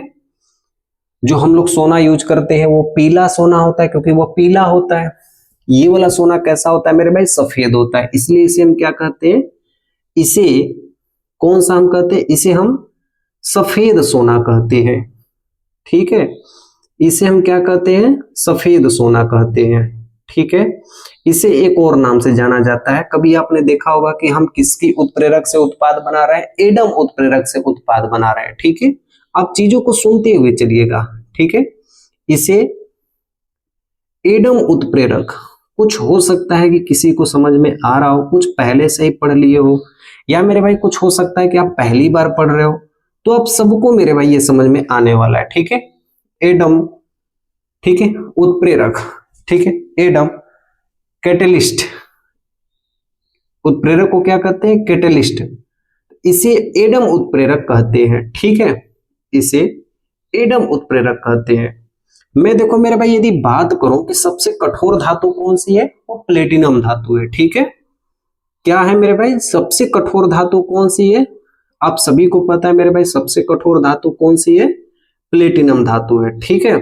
चलिए मैंने आपसे क्या कहा था मेरे भाई कि सबसे कठोर तत्व कौन सा है, तो मेरे भाई यहां पे आप लिख देना कि जो सबसे कठोर, ठीक है, सबसे कठोर जो तत्व है वो हमारा हीरा है, ठीक है। हीरा मतलब डायमंड, ठीक है। और किसका बना हुआ होता है? ये कार्बन का बना हुआ होता है, ठीक है। तो इसके बारे में भी हम चर्चा करने वाले हैं अगले चैप्टर में, चौथे वाले चैप्टर में हम इसके बारे में अच्छी तरीके से पढ़ेंगे, ठीक है। प्लेटिनम सही लिखा हुआ है। अब हम पढ़ते हैं मेरे भाई एल्यूमिनियम का उपयोग हम कहाँ करते हैं। देखिए अब हम क्या पढ़ने वाले हैं? एल्यूमिनियम। परमाणु क्रमांक कितना होता है इसका? 13 होता है, ठीक है। बहुत ही हमारे दैनिक जीवन में ये काम आता है एल्यूमिनियम, इसलिए मैं सोचा इसको भी मैं आपको बता देता हूं, ठीक है। चलिए देखिए ध्यान से, एल्यूमिनियम जो होता है वो बहुत ही मुक्त अवस्था में पाया जाता है। तो देखो जो हमारे पास वायुयान बनते हैं, जो एरोप्लेन बनती है, एरोप्लेन का जो बाहरी हिस्सा होता है, जो बाहरी परत होती है, वो लोहे की परत नहीं होती है, क्योंकि मेरे भाई लोहा बहुत ही भारी होता है। अब थोड़ा सा लोहा लो लोगे मेरे भाई, बटखरा आप देखे हो ना, तो आप बटखरा को मेरे भाई देखते हो तो कितना भारी होता है, तो उतना बड़ा एरोप्लेन मेरे भाई कितना भारी हो जाएगा। इसलिए एरोप्लेन की जो बॉडी होती है ना, जो एरोप्लेन की बॉडी होती है वो एल्यूमिनियम की बनी होती है। एरोप्लेन की जो बॉडी होती है वो किसकी बनी होती है? एल्यूमिनियम की बनी होती है। एल्यूमिनियम मुक्त अवस्था में पाया जाता है, और हमारे घर में जो कई सारे बर्तन होते हैं वो कई सारे बर्तन एल्यूमिनियम के ही होते हैं, ठीक है। चलिए देखिए, तो हम यहाँ पे क्या सीखे मेरे भाई कि एल्युमिनियम हवाई जहाज के, ठीक है, हवाई जहाज के बॉडी किससे बना होता है मेरे भाई? एल्यूमिनियम से बना होता है, ठीक है, एल्यूमिनियम से बना होता है, ठीक है, किससे बना होता है? एल्यूमिनियम से बना होता है, ठीक है, बना होता है। तो हवाई जहाज की बॉडी किससे बनी होती है मेरे भाई? एल्यूमिनियम से बनी होती है, ठीक है। ये क्वेश्चन आप लोग याद रखना। ये कैसी अवस्था में पाई जाती है? यह मुक्त अवस्था में पाई जाती है, ठीक है। परीक्षाओं में आपसे क्वेश्चन मेरे भाई कई तरीके से आपसे पूछा जाता है। आपसे ये कह के पूछा जाता है कि मुक्त अवस्था में पाए जाने वाली दो धातुओं के नाम बताइए। एक हमारा एल्युमिनियम हो जाएगा, एक हमारा सोना हो जाएगा, चांदी हो जाएगा। ये सब मेरे भाई मुक्त अवस्था में पाई जाती है, ठीक है। तो यह मुक्त अवस्था में क्या होती है मेरे भाई? यह मुक्त अवस्था में क्या होती है? पाई जाती है, ठीक है। चलिए, इसका उपयोग मेरे भाई लंबी दूरी को तार में, ठीक है, जब हमें कहीं दूर बल्ब जलाना हो, कहीं दूर हमें फैन चलाना हो, तो जो हम तार का उपयोग करते हैं ना, मैं आपको दिखाता हूं किस तार की बात कर रहा हूं। मैं आपको जो तार दिखा रहा हूं ना, देखना, देखो आप ये वाली तार आप देख रहे हो जो मेरे सामने है, ऐसे मतलब यहां तक आप देख रहे हो, ऐसा तार जिसमें लपेटा लपेटा, ये एल्युमिनियम की तार होती है। इसमें कौन सी तार होती है? एल्युमिनियम की तार होती है, ठीक है। तो मेरे भाई लिखना आप लोग कि लंबी दूरी के लिए किसको हम उपयोग करते हैं? लंबी दूरी के लिए हम लोग एल्युमिनियम का तार का उपयोग करते हैं, ठीक है। एल्युमिनियम तार का उपयोग करते हैं। एल्युमिनियम तार का हम लोग किसका उपयोग करते हैं मेरे भाई? एल्युमिनियम तार का उपयोग करते हैं, ठीक है। तो ये चीज बहुत ही आसान चीज है, आप लोग याद रखना। देखो, एल्युमिनियम का गलनांक और क्वथनांक बहुत ही उच्च होता है, ठीक है, इसलिए इसका उपयोग हम कहाँ करते हैं? खाना बनाने वाले बर्तन में करते हैं, ठीक है। एल्युमिनियम का जो गलनांक और क्वथनांक होते हैं मेरे भाई ना, वो बहुत ही उच्च होते हैं। जो गलनांक और क्वथनांक होते हैं, क्वथनांक, गलनांक का मतलब गल जाना, क्वथनांक का मतलब जम जाना। तो गलनांक और क्वथनांक क्या होते हैं? बहुत ही उच्च होते हैं, ठीक है, उच्च होते हैं। इसलिए इसका उपयोग हम कहाँ करते हैं? खाना बनाने वाले बर्तन में करते हैं, ठीक है, उपयोग होते हैं। इसलिए इसका उपयोग, ठीक है, इसलिए इसका उपयोग हम कहाँ करते हैं? खाना बनाने वाले बर्तन में करते हैं, ठीक है। कहाँ करते हैं मेरे भाई? खाना बनाने वाले बर्तन में करते हैं। तो कोई सारे क्वेश्चंस आपसे पूछा जा सकता है, ठीक है, बनाने वाले बर्तन में करते हैं, ठीक है, बर्तन में करते हैं। तो आपने बहुत सारी चीजें मेरे भाई यहां तक आपने सीखा धातुओं के बारे में कि प्लेटिनम, इसे सफेद सोना कहते हैं, इसे एडम उत्प्रेरक कहते हैं, सबसे कठोर धातु होती है, हवाई जहाज के बॉडी एल्युमिनियम से बनी होती है, ठीक है। किससे बनी होती है? एल्युमिनियम की बनी होती है। यह मुक्त अवस्था में पाई जाती है। लंबी दूरी के लिए एल्युमिनियम तार का उपयोग करते हैं। एल्युमिनियम का गलनांक और क्वथनांक बहुत ही उच्च होता है, इसलिए इसका उपयोग हम खाना बनाने वाले बर्तन में करते हैं, ठीक है, समझ में आया। अब हम कुछ अधातुओं के भी बारे में पढ़ लेते हैं। तो ये हम अभी तक जितना पढ़े ये सब के सब धातु हैं। ये जो तीनों आपको दिखाई दे रहे हैं ये अधातु है, ठीक है, इसे लिख लीजिए, ठीक है मेरे भाई, लिख लीजिए इसे। चलिए, अगला हम लोग पढ़ने वाले हैं मेरे भाई, यहाँ पे आप लोग एक चीज लिख लीजिएगा कि अब हम जो पढ़ने वाले हैं वो अधातु पढ़ने वाले हैं, इंपोर्टेंट पढ़ने वाले हैं अधातु, ठीक है। बहुत ज्यादा नहीं पढ़ेंगे, वही पढ़ेंगे जो हमारे परीक्षाओं के लिए बहुत महत्वपूर्ण हो। तो सबसे पहला अधातु हम लोग पढ़ने वाले हैं, हाइड्रोजन को पढ़ने वाले, ठीक है, नॉन मेटल। ऐसे आप लोग हेडिंग लगा देना मेरे भाई, ताकि आपको ये समझ में आ जाएगा कि अब हम क्या पढ़ रहे हैं। अब हम लोग अधातु पढ़ रहे हैं और हम पहला चीज पढ़ रहे हैं, हाइड्रोजन पढ़ रहे हैं, ठीक है। क्या हम लोग पढ़ेंगे? हाइड्रोजन को पढ़ेंगे, ठीक है। और हाइड्रोजन को किससे प्रदर्शित करते हैं? हाइड्रोजन को H से प्रदर्शित करते हैं, ठीक है। चलिए देखिए, कुछ विशेष यहाँ से क्वेश्चंस हमारे परीक्षाओं के लिए पूछा जाता है और आप इसके बारे में कई सारी चीजें आप जानते हैं। सबसे पहली बात कि सबसे हल्की धातु कौन सी है? सबसे हल्की गैस कौन सी है? सबसे हल्की गैस कौन सी है? हाइड्रोजन गैस है, ठीक है। और हाइड्रोजन, सबसे पहला बात याद रखना, यह अधातु है। हाइड्रोजन क्या है? यह अधातु है, ठीक है। ये कैसा है मेरे भाई? ये अधातु है। हमारे आवर्त सारणी में ये जो आपको हाइड्रोजन दिखाई दे रहा है इसमें न्यूट्रॉन नहीं होता है। ठीक है, देखो हाइड्रोजन को हम किस तरीके से लिखते हैं, 1H1। अगर हमके न्यूट्रॉन की संख्या ज्ञात करनी हो मेरे भाई, देखो पहले आप इस तरीके से समझो। मान लो कि ये हमारा कोई तत्व है, इस तत्व के यदि कुछ नीचे लिखा होता है तो इसे हम कहते हैं परमाणु क्रमांक। ठीक है, इसे हम क्या कहते हैं मेरे भाई, इसे हम कहते हैं परमाणु क्रमांक कहते हैं। ठीक है, और ये जो आपको दिखाई दे रहा है इसे हम क्या कहेंगे, तत्व कहेंगे। और इस तत्व के ऊपर यदि कुछ लिखा हो तो इसे हम कहते हैं परमाणु भार कहते हैं। बहुत आसानी से समझना, ठीक है, बहुत ही आपको हल्का समझ में आएगा। यदि तत्व के जो नीचे लिखा होता है वो परमाणु क्रमांक होता है, तत्व के ऊपर जो लिखा होता है वो परमाणु भार होता है। जैसे मैं हाइड्रोजन को लिख दिया तो हाइड्रोजन 1H1 हो गया। ठीक है, हाइड्रोजन का परमाणु क्रमांक भी एक होता है, परमाणु भार भी एक होता है। तो मुझे यदि न्यूट्रॉनों की संख्या ज्ञात करनी है, मुझे यदि न्यूट्रॉनों की संख्या ज्ञात करनी है तो न्यूट्रॉनों की संख्या बराबर होता है कि ऊपर वाले में से नीचे वाले को घटा दो। यानी मेरे भाई हम लोग क्या करेंगे, ए में से जेड को घटा देंगे। तो ए का मान कितना है मेरे भाई, 1 है। जेड का भी मान कितना है मेरे भाई, 1 है। और 1 में से 1 घटा दोगे तो क्या होगा, 0 हो जाएगा।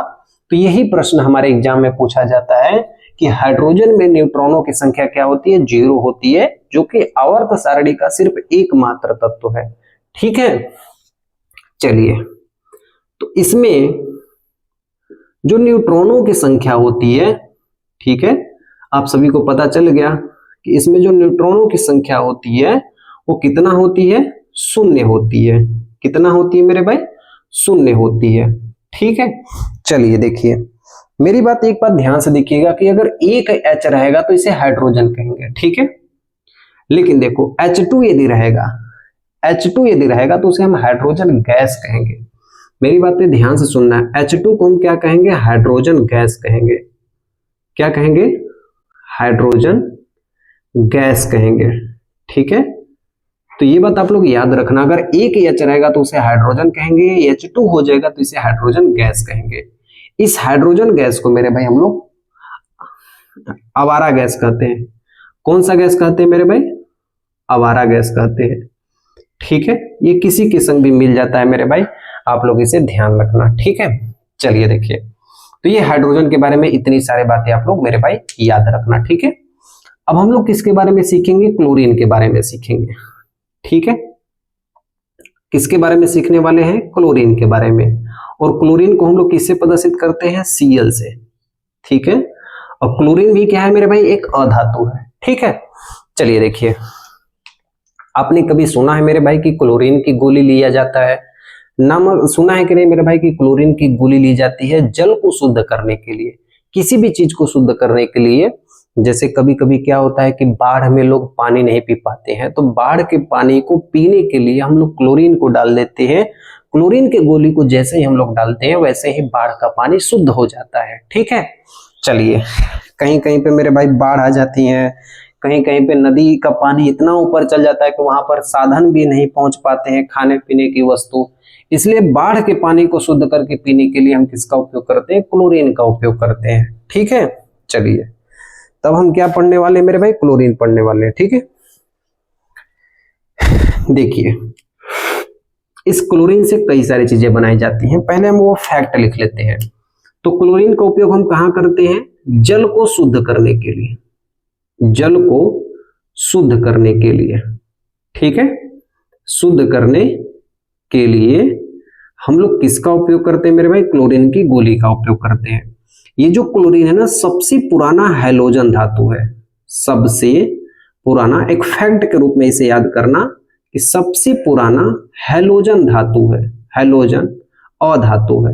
ठीक है, हैलोजन अधातु है, सबसे पुराना हैलोजन अधातु है। ठीक है, सबसे पुराना हैलोजन अधातु है। ठीक है, चलिए मेरे भाई एक चीज देखिएगा, इस क्लोरीन से आपने देखा होगा कि इस क्लोरीन से हम आपको दिखाते हैं, हम क्या सीखे, NaCl भी बनता है। इस क्लोरीन से मेरे भाई HCl बनता है जो हमारे पेटों में पाया जाता है। और इस क्लोरीन से मेरे भाई विरंजक चूर्ण भी पाया जाता है जिसे कैल्शियम हाइपोक्लोराइड कहा जाता है। तो मेरी बातों को ध्यान से समझना। ठीक है, जरूरी नहीं ये मेरे भाई कि हम क्या पढ़ रहे हैं, जरूरी ये है कि हम कितना अच्छी तरीके से पढ़ रहे हैं जो हमारे एग्जाम के लिए महत्वपूर्ण है। ठीक है, चलिए देखिए मेरे भाई, परीक्षाओं में पूछा जाता है कि क्लोरीन से हम क्या बना सकते हैं। देखो सोडियम अलग चीज है, क्लोरीन अलग चीज है, तो इसको हम क्या कहते हैं, आप सभी को पता है, इसे हम नमक कहते हैं। ठीक है, ये देखो HCl कहाँ होता है, इसे हम कहते हैं पेट अम्ल कहते हैं। ठीक है, हमारे पेट में अमाशय की ग्रंथियों में कौन सा अम्ल पाया जाता है, HCl पाया जाता है। pH मान कितना होता है, 2.2 होता है। ठीक है, चलिए देखिए कैल्शियम हाइपोक्लोराइड को हम लोग क्या कहते हैं, इसे हम कहते हैं विरंजक चूर्ण कहते हैं। ठीक है, तो विरंजक चूर्ण के निर्माण में हम लोग किसका उपयोग करते हैं, हम लोग मेरे भाई विरंजक चूर्ण के निर्माण में किसका उपयोग करते हैं, क्लोरीन का। इसी को मेरे भाई हम लोग कहते हैं, ठीक है, विरंजक चूर्ण। ठीक है, इसको हम क्या कहते हैं मेरे भाई, विरंजक चूर्ण कहते हैं। ठीक है, इंग्लिश में कहा जाए तो इसे हम कहते हैं ब्लीचिंग पाउडर। क्या कहते हैं, ब्लीचिंग पाउडर कहते हैं। ठीक है, किसका उपयोग करते हैं, ब्लीचिंग पाउडर का उपयोग करते हैं। तो ये दो चीज आप लोग याद रखना, जल के शुद्धिकरण के लिए हम लोग क्लोरीन का उपयोग करते हैं, इससे नमक भी बनाते हैं। ये पेट अम्ल होता है, हमारे पेट में भी एक अम्ल पाया जाता है, वो हाइड्रोक्लोरिक अम्ल होता है। और एक कैल्शियम हाइपोक्लोराइड यानी विरंजक चूर्ण के निर्माण में मेरे भाई हम लोग किसका उपयोग करते हैं, क्लोरीन का उपयोग करते हैं। ठीक है, यहां तक आपको बातें समझ में आई। तो परीक्षाओं में मेरे भाई ध्यान रखना, यहां से कोई भी चीज यहां से गलत नहीं होनी चाहिए, क्योंकि क्लोरीन से भी पूछ सकता है। मैंने आपसे कहा था मेरे भाई स्टार्टिंग में कि 90% धातु से क्वेश्चन पूछे जाएंगे, 10% अधातु से, जो मैं आज आपको बताया हूं। ठीक, चलिए अब हम मेरे भाई बढ़ते हैं आगे की ओर। देखिए ठीक है, आपको मजा आ रहा है मेरे भाई क्लास पढ़ने में। मैं आपसे क्या कह रहा हूं मेरे भाई कि मैं आपको उस लेवल तक पढ़ाऊंगा मेरे भाई कि आपके अंडर में यदि कोई भी क्वेश्चन आ जाएगा तो आप उसे छोड़ नहीं सकते हो, इतना आपका बेसिक कंसेप्ट स्ट्रांग रहेगा। ठीक है, चलिए देखिए हम लोग और भी एक दो धातुओं के बारे में पढ़ लेते हैं जो महत्वपूर्ण अधातु हैं। जैसे मेरे भाई एक हम पढ़ते हैं ब्रोमीन के बारे में। ठीक है, एक हम पढ़ते हैं ब्रोमीन के बारे में जो बहुत ही इंपॉर्टेंट हमारे पास क्या है, अधातु है। एक हम लोग पढ़ लेते हैं आयोडीन के बारे में। आपने नाम सुना होगा कि हमारे नमक में क्या मिलाया जाता है मेरे भाई, आयोडीन मिलाया जाता है। ठीक है, तो इन दो चीजों के बारे में हम लोग पढ़ लेते हैं। ठीक है, चलिए देखिए जो ब्रोमीन होती है मेरे भाई ना, ये अपवाद होती है। ऐसे आप लोग स्टार बना लेना, क्या है, अपवाद है। इसलिए मैं आपको मेरे भाई बता रहा हूं यहाँ पे कि ये ब्रोमीन अपवाद है। ठीक है, क्यों अपवाद है, देखना।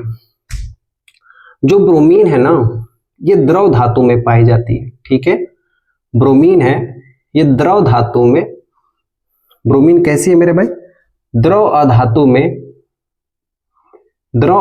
में पाई जाने वाली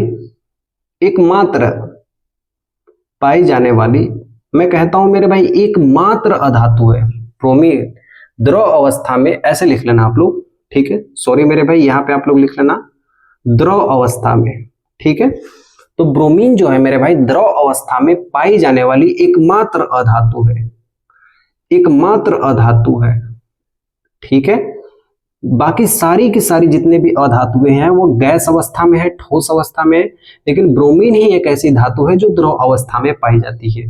तो ये क्वेश्चन मेरे भाई आप लोग हाईलाइट कर लेना, बहुत इंपॉर्टेंट क्वेश्चन है हमारे परीक्षाओं के लिए कि ब्रोमीन द्रव अवस्था में पाए जाने वाली एकमात्र धातु है। ठीक है, चलिए इस आयोडीन की बात करते हैं, इसकी पूरी जन्म कुंडली निकालते हैं। ठीक है, चलिए देखिए हम लोग नमक पहले खाते थे 2012 से पहले, तो वहां पे क्या होता था मेरे भाई कि हम लोग को घेंघा रोग हो जाता था, बड़े बड़े यहाँ पे घेंघा रोग हो जाता था, आपने नाम सुना होगा।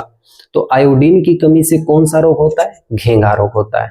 आयोडीन कैसा होता है मेरे भाई, सफेद रंग का चमकीला होता है।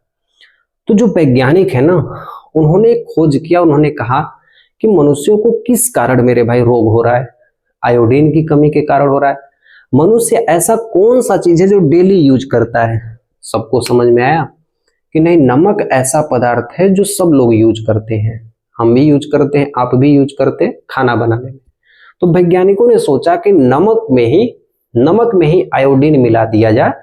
हम, मेरी बात ध्यान सुनना, नमक में ही आयोडीन को मिला दिया जाए तो सब लोग आसानी से खाना खा लेंगे, सब लोग को आयोडीन मिल जाएगा। ठीक है, तो नमक में क्या मिलाया जाता है मेरे भाई, आयोडीन मिलाया जाता है। आयोडीन की कमी से कौन सा रोग होता है, घेंघा रोग होता है। नमक भी सफेद होता है, आयोडीन भी सफेद होता है, इसलिए पता नहीं चलता है कि नमक में आयोडीन मिलाया गया है। बात समझ में आ रही है? इसलिए नमक हमारा थोड़ा सा महंगा होता है, कॉस्टली होता है, जो पहले के नमक होते थे। यानी आज भी यदि मेरे भाई जानवरों के लिए नमक लेने जाओगे तो वो सस्ता मिलते हैं, 5 रुपए 10 रुपए टोर्रा मिलते हैं, लेकिन हम जो नमक लेने जाते हैं वो 20 रुपए 25 रुपए के मिलते हैं। ठीक है, तो चलिए लिख लीजिए कि जो आयोडीन होती है ये कैसी होती है मेरे भाई। मैंने आपको अभी बताया कि जो आयोडीन होती है वो कैसी होती है, सफेद और चमकीली होती है। ठीक है, कैसी होती है, सफेद और चमकीली होती है। ठीक है, चमकीली होती है। ठीक है, मेरे से गलती लिखा जा रहा है मेरे भाई, आप लोग कभी अगर ऐसे हो जाता है ना कि कभी कहीं गलत हो जाए तो उसे आप सही कर लेना। ठीक है, सफेद और चमकीली होती है। ठीक है, आयोडीन की कमी से, इसकी कमी से कौन सा रोग होता है, इसकी कमी से घेघा रोग होता है। ठीक है, आयोडीन की कमी से कौन सा रोग होता है, घेघा रोग होता है। कौन सा रोग होता है, घेघा रोग होता है। ठीक है, घेघा रोग होता है। ठीक है, आयोडीन की कमी से कौन सा रोग होता है, घेघा रोग होता है। ठीक है, इसको हम कहाँ यूज करते हैं, नमक में मिलाकर यूज करते हैं। ठीक है, इसका उपयोग हम कहाँ करते हैं मेरे भाई, तो आप सभी को पता है कि इसका उपयोग हम नमक में मिलाकर हम इसका उपयोग करते हैं। परीक्षा के लिए बहुत जरूरी है, इसका उपयोग नमक में मिलाकर, इसका उपयोग नमक में मिलाकर करते हैं। ठीक है, और अगली बात यह है कि ये पाया कहां से जाता है, ये भी क्वेश्चन आपसे पूछा जा सकता है। तो आयोडीन जो है मेरे भाई ना, ये कहां से पाया जाता है, तो आयोडीन समुद्र से नहीं पाया जाता है, समुद्र से मेरे भाई सोडियम पाया जाता है। ठीक है, समुद्र के पानी से नमक पाया जाता है, लेकिन आयोडीन कहां पाया जाता है मेरे भाई, समुद्र के पास एक घास होती है। ठीक है, समुद्री घास, इसका नाम है मेरे भाई लेमिनेरिया। याद रखना क्या है, लेमिनेरिया। याद रखना मेरे भाई क्या है, लेमिनेरिया शैवाल। आयोडीन समुद्री घास लेमिनेरिया शैवाल से प्राप्त होती है, शैवाल से प्राप्त होती है। ठीक है, तो इतनी बात मेरे भाई आप लोग ध्यान देना कि आयोडीन क्या होती है, सफेद चमकीली होती है, इसकी कमी से घेंघा रोग होता है। आयोडीन का उपयोग नमक में मिलाकर करते हैं। आयोडीन समुद्री घास लेमिनेरिया से प्राप्त होता है। ठीक है, बातें समझ में आ रही है मेरे भाई, चीजों को एकदम क्लियर और स्पष्ट समझना। ठीक है, आपको मेरे भाई यूट्यूब पे कई सारे टीचर मिलेंगे, सब टीचर बेस्ट है, लेकिन आप उन्हीं टीचर को फॉलो करना जो टीचर से आपको पूरी नॉलेज अच्छी तरीके से मिल जाए। अन्यथा मेरे भाई आखिरी में जाके आपको बहुत सारी समस्याओं का सामना करना पड़ जाएगा, क्योंकि समय पे मेरे भाई आपका कोर्स और सब कुछ आपका पूरा नहीं होगा और वहां पे बहुत सारे आपके नंबर कम आ जाएंगे, तब वहां पे आपको पश्चाताप होगा, वहां पे ठोकर आपको मिलेगी। इसलिए मेरे भाई जो भी चीज पढ़ना, कोई भी टीचर हो, पूरी चीजों को जब तक आपको समझ में नहीं आ रहा तब तक आप वहां पे मत रहिए। ठीक है, चलिए, तो मेरी बात आप लोग ध्यान से समझिएगा। ठीक है, मैंने आपसे अभी ये चीज कहा है मेरे भाई कि आपके पास बहुत ज्यादा समय नहीं होता है, 5 महीने 6 महीने हम लोग के पास समय होता है, तो आपको जो टीचर बेस्ट लगते हैं आप उनको फॉलो करिए, उनकी हर एक चीज को मेरे भाई वीडियोज को देखिए और उनसे सीखिए, सब कुछ पढ़िए और डेली कंटिन्यू पढ़िए मेरे भाई। देखिए आपके एग्जाम और मॉक में बहुत ज्यादा नंबर आपके बढ़ेंगे, बहुत ज्यादा नंबर आप लेके आएंगे एग्जाम में। ठीक है, चलिए देखिए, अब मेरे भाई मैं क्या आपसे बताना चाहता हूं, ब्रोमीन हो गया, आयोडीन हो गया, अब देखिए ये हम क्लोरीन की बात कर लेते हैं। क्लोरीन तो हो गया है ना, क्लोरीन हो गया है। ठीक है, अब हम कार्बन की बात कर लेते हैं। देखिए किसकी बात कर लेते हैं मेरे भाई, कार्बन की बात कर लेते हैं। बहुत इंपॉर्टेंट है, क्योंकि इसके जितना इसके बारे में पढ़ेंगे उतना ही कम है। इसके ऊपर पूरी एक बुक लिखी गई है। ठीक है, कार्बन की कहानी ही अलग है, मैं आपको अगले चैप्टर में ही बताऊंगा। तो जो फैक्चुअल चीजें जो इस चैप्टर में पूछ सकते हैं वो हम बता देते हैं आपको। ठीक है, इसे हम सार्वभौमिक तत्व कहते हैं, इसे सार्वभौमिक तत्व कहते हैं, सार्वभौमिक तत्व, यूनिवर्सल एलिमेंट कहते हैं। सार्वभौमिक तत्व इसलिए कहते हैं क्योंकि ये 4 इलेक्ट्रॉन ले भी सकता है, 4 इलेक्ट्रॉन दे भी सकता है। बस मैं आपको फैक्चुअल चीज आपको बता रहा हूं। ठीक है, देखो ये जो कार्बन है ना, ये सहसंयोजक बंध बनाता है। यह कार्बन सहसंयोजक बंध बनाता है, ठीक है। कैसा बनाता है मेरे भाई? सहसंयोजक बंध बनाता है, ठीक है। सहसंयोजक बंध बनाता है, ठीक है। Covalent bond, covalent bond. सहसंयोजक बंध का मतलब है जैसे ये इलेक्ट्रॉन हो गया, ये इलेक्ट्रॉन हो गया, आपस में एक बॉन्ड बना लिए, इसको कहते हैं मेरे भाई सहसंयोजक बंध। मैं तुमको दे दिया, तुम मुझको दे दिए, आपस में हम लोग साझा कर दिए, इसे हम कहते हैं सहसंयोजक बंध कहते हैं, ठीक है। तो कार्बन सहसंयोजक बंध बनाता है, ठीक है। कार्बन क्या बनाता है मेरे भाई? सहसंयोजक बंध बनाता है, ठीक है। और दूसरी बात है मेरे भाई, आपको ये तो पता है कि कार्बन भी क्या है? एक अधातु है। यह एक अधातु है, ठीक है। ऐसे आप लिख लेना ताकि आपको कभी भी पढ़ेंगे तो आपको समझ में आएगा कि कार्बन भी क्या है? एक अधातु है, ठीक है। चलिए देखिए अगला पॉइंट मेरे भाई कार्बन के बारे में और पढ़िए कि कार्बन का ही एक अपरूप ग्रेफाइट है। कार्बन का मेरे भाई एक अपरूप है, कार्बन का एक अपरूप है ग्रेफाइट है, ठीक है। अपरूप क्या है मेरे भाई? ग्रेफाइट है, ग्रेफाइट। चलिए मैं आपको सिखाता हूं क्या चीज है ग्रेफाइट। मतलब कार्बन के 3 अपरूप होते हैं, एक फुलरीन होता है, एक हीरा होता है, एक ग्रेफाइट होते हैं। तो ग्रेफाइट का मतलब जो हमारे पेंसिल के अंदर आप देखते हैं जो काला वाला भाग होता है, जो हम बचपन में पेंसिल से लिखते हैं तो जो काला वाला भाग होता है वो ग्रेफाइट होता है। तो उसमें करंट प्रवाहित होती है, तो उसे कभी भी मेरे भाई कभी भी स्विच में मत लगाना क्योंकि उसमें करंट प्रवाहित होती है, बहुत तगड़ी करंट आती है। तो कार्बन का एक अपरूप ग्रेफाइट है जिसमें विद्युत धारा प्रवाहित होती है, जिसमें विद्युत धारा प्रवाहित होती है। और मेरे भाई कभी भी चेक करने की कोशिश मत करना क्योंकि अपने जीवन की हानि करोगे आप लोग, जिसमें विद्युत धारा प्रवाहित होती है, ठीक है, प्रवाहित होती है। और यह अपवाद है, और यह क्या है मेरे भाई? अपवाद है। अपवाद का मतलब हो गया कि अधातु में विद्युत धारा प्रवाहित नहीं होती है, लेकिन कार्बन का एक अपरूप है ग्रेफाइट, इसमें विद्युत धारा प्रवाहित हो जाती है, और यह क्या कहलाएगा? अपवाद कहलाएगा। क्योंकि अधातु में धारा प्रवाहित नहीं हो सकती, लेकिन इस कार्बन में धारा प्रवाहित हो गई, इसलिए यह क्या हो गया? और यह अपवाद है, ठीक है। चलिए तो यहां तक आपने सीखा, समझा, बहुत सारी चीजों को आपने सीखा। मैं आपको एक और विशेष ट्रिक आपको बताना चाहता हूं मेरे भाई, बहुत ही विशेष ट्रिक है, बहुत ही विशेष जबरदस्त ट्रिक है। हमेशा मेरे भाई अपने फेयर पे उसे लिखे रहना, कंटेंट में अपने हमेशा उसे लिखे रहना। मैं इसे आप लोग लिख लीजिए मेरे भाई, उसे भी मैं आपको बता देता हूं, ठीक है। पहले आप लिख लो इसे मेरे भाई। एक लास्ट में मेरे भाई मैं आपको बहुत ही शानदार आपको ट्रिक बता रहा हूं, बहुत ही शानदार आपको एक जबरदस्त ट्रिक बता रहा हूं। आप इसे भी याद करिएगा, ठीक है, आप इसे समझ लीजिएगा, ठीक है। चलिए मेरे सभी प्यारे साथी एक बार इसको ध्यान से देखेंगे।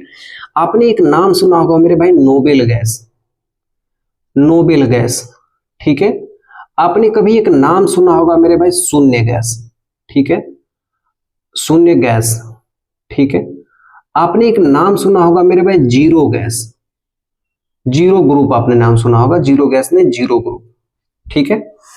नोबेल गैस, शून्य गैस, जीरो ग्रुप। आपने एक नाम सुना होगा मेरे भाई, आदर्श गैस, आदर्श गैस। और आप ये भी नाम सुने होंगे मेरे भाई, उत्कृष्ट गैस, उत्कृष्ट गैस, ठीक है, ठीक है। चलिए देखिए इन सबको मेरे भाई एक ही चीज कहते हैं, इन सबका नाम मेरे भाई एक ही है। कौन कौन है वो ध्यान से देखिए, ठीक है। इसकी एक ट्रिक होती है,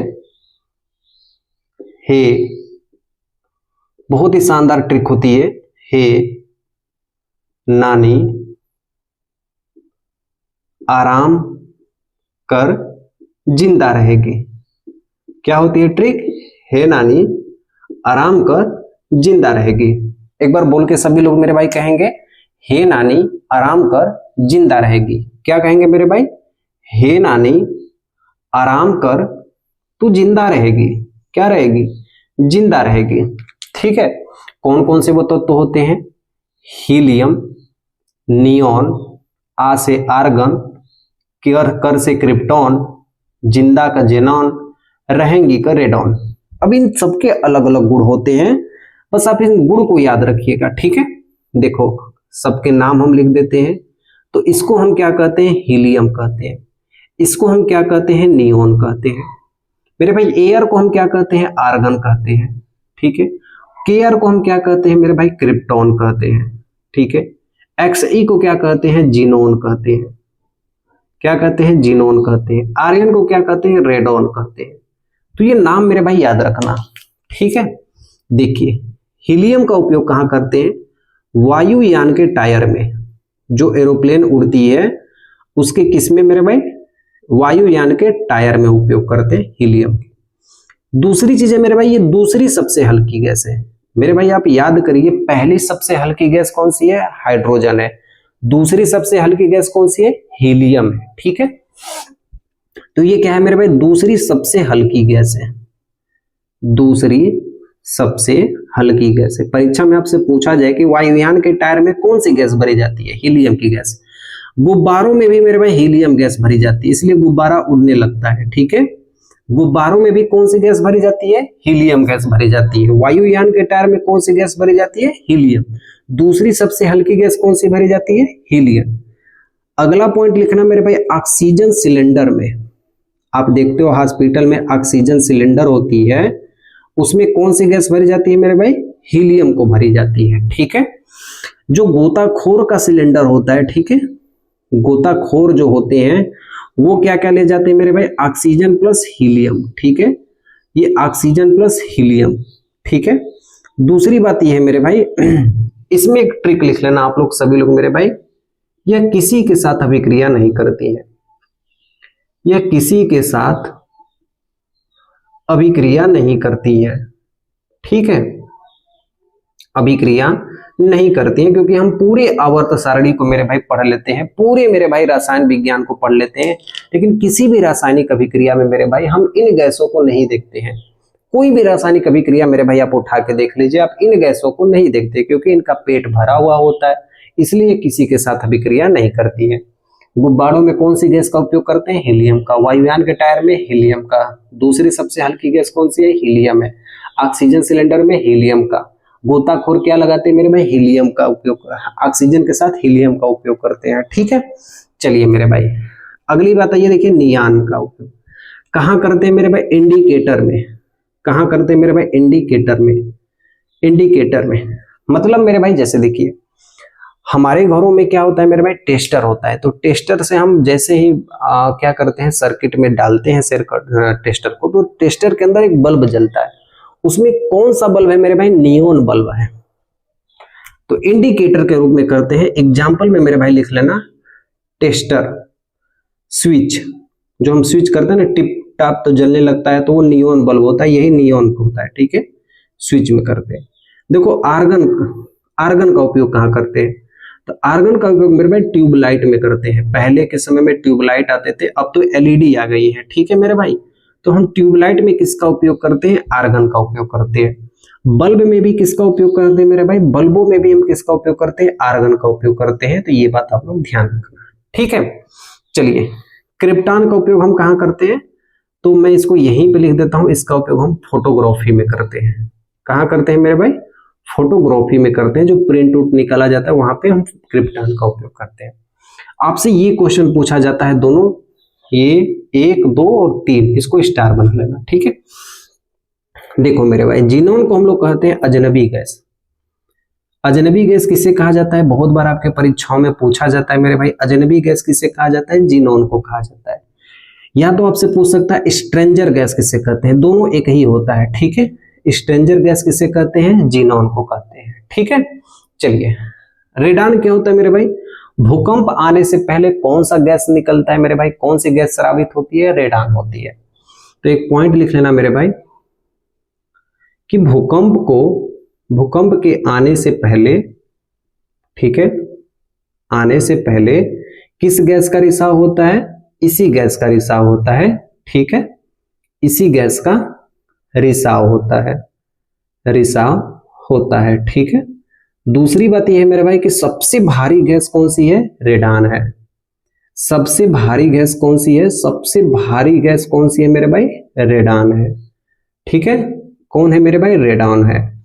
तो आप देखिए मेरे भाई, यहाँ पे सीखिए आप लोग कितना ज्यादा आप मेरे भाई आप यहाँ पे सीखे हो कि नोबल गैस किसे कहते हैं, शून्य गैस किसे कहते हैं, जीरो ग्रुप किसे कहते हैं, आदर्श गैस किसे कहते हैं, उत्कृष्ट गैस किसे कहते हैं। इन सबको मेरे भाई एक नाम दिया गया हमारे आवर्त सारणी का 18वां समूह। तो ये सभी गैस एक ही होती है। हे नानी आराम कर जिंदा रहेगी, यही आपके जो आपके 6 दिखाई दे रहे यही गैस होती है। इन्हीं को मेरे भाई अलग अलग नामों से जानते हैं। Helium, neon, argon, krypton, xenon, radon. गुब्बारों में कौन सी गैस भरी जाती है? हीलियम। वायुयान के टायर में हीलियम। दूसरी सबसे हल्की गैस हीलियम। ऑक्सीजन सिलेंडर में मेरे भाई हीलियम। गोताखोर कौन सी गैस का लेके जाते हैं? Oxygen plus helium. Indicator, tester और स्विच में किसका उपयोग किया जाता है? नियॉन का। ट्यूबलाइट और बल्ब में किसका उपयोग किया जाता है? किस गैस का? ये सब के सब गैस हैं, ठीक है। क्रिप्टॉन का उपयोग कहाँ करते हैं? फोटोग्राफी में। जेनॉन का उपयोग कहाँ करते हैं? अजनबी गैस, स्ट्रेंजर गैस इसे कहते हैं। रेडॉन का उपयोग कहाँ करते हैं? भूकंप आने से पहले इसी गैस का रिसाव होता है। सबसे भारी गैस कौन सी है? रेडॉन, ठीक है। समझ में आया मेरे भाई? स्क्रीनशॉट आप इसका ले लीजिए, ठीक है। कैसी लगी आपको क्लास मुझे जरूर बताना मेरे भाई। मैं आपको जो चीज पढ़ाऊंगा वो बिल्कुल बिल्कुल बिल्कुल मेरे भाई कंसेप्ट के साथ पढ़ाऊंगा, क्योंकि मैं मेरे भाई वो आपके सामने वो आपके नंबर दिलाने में पूरी मेहनत अपनी तरफ से करूंगा। आप भी मेरे तरफ से मेरे भाई आप भी अपनी मेहनत खूब जोरदार तरीके से करिए। एक बेहतरीन नंबर मेरे भाई आप सामने लेके आइए। जो आप अपने सामने नंबर सोचते हैं कि काश मेरा नंबर इतना परसेंट आता, इतना परसेंट आता, मैं मेरे भाई मैं खुद 90% लेके आया हूं, तो मैं आपको उतना परसेंट लाने की पूरी हकदारी कोशिश करूंगा कि मैं आपके भी एक एक क्वेश्चन के मायने रख के वो सारे नंबर्स आपके ला दूं, ठीक है। चलिए मिलता हूं नेक्स्ट वीडियो में, तब तक के लिए मेरी तरफ से सेवा समाप्त। जय हिंद, ख्याल रखना अपना, लव यू ऑल।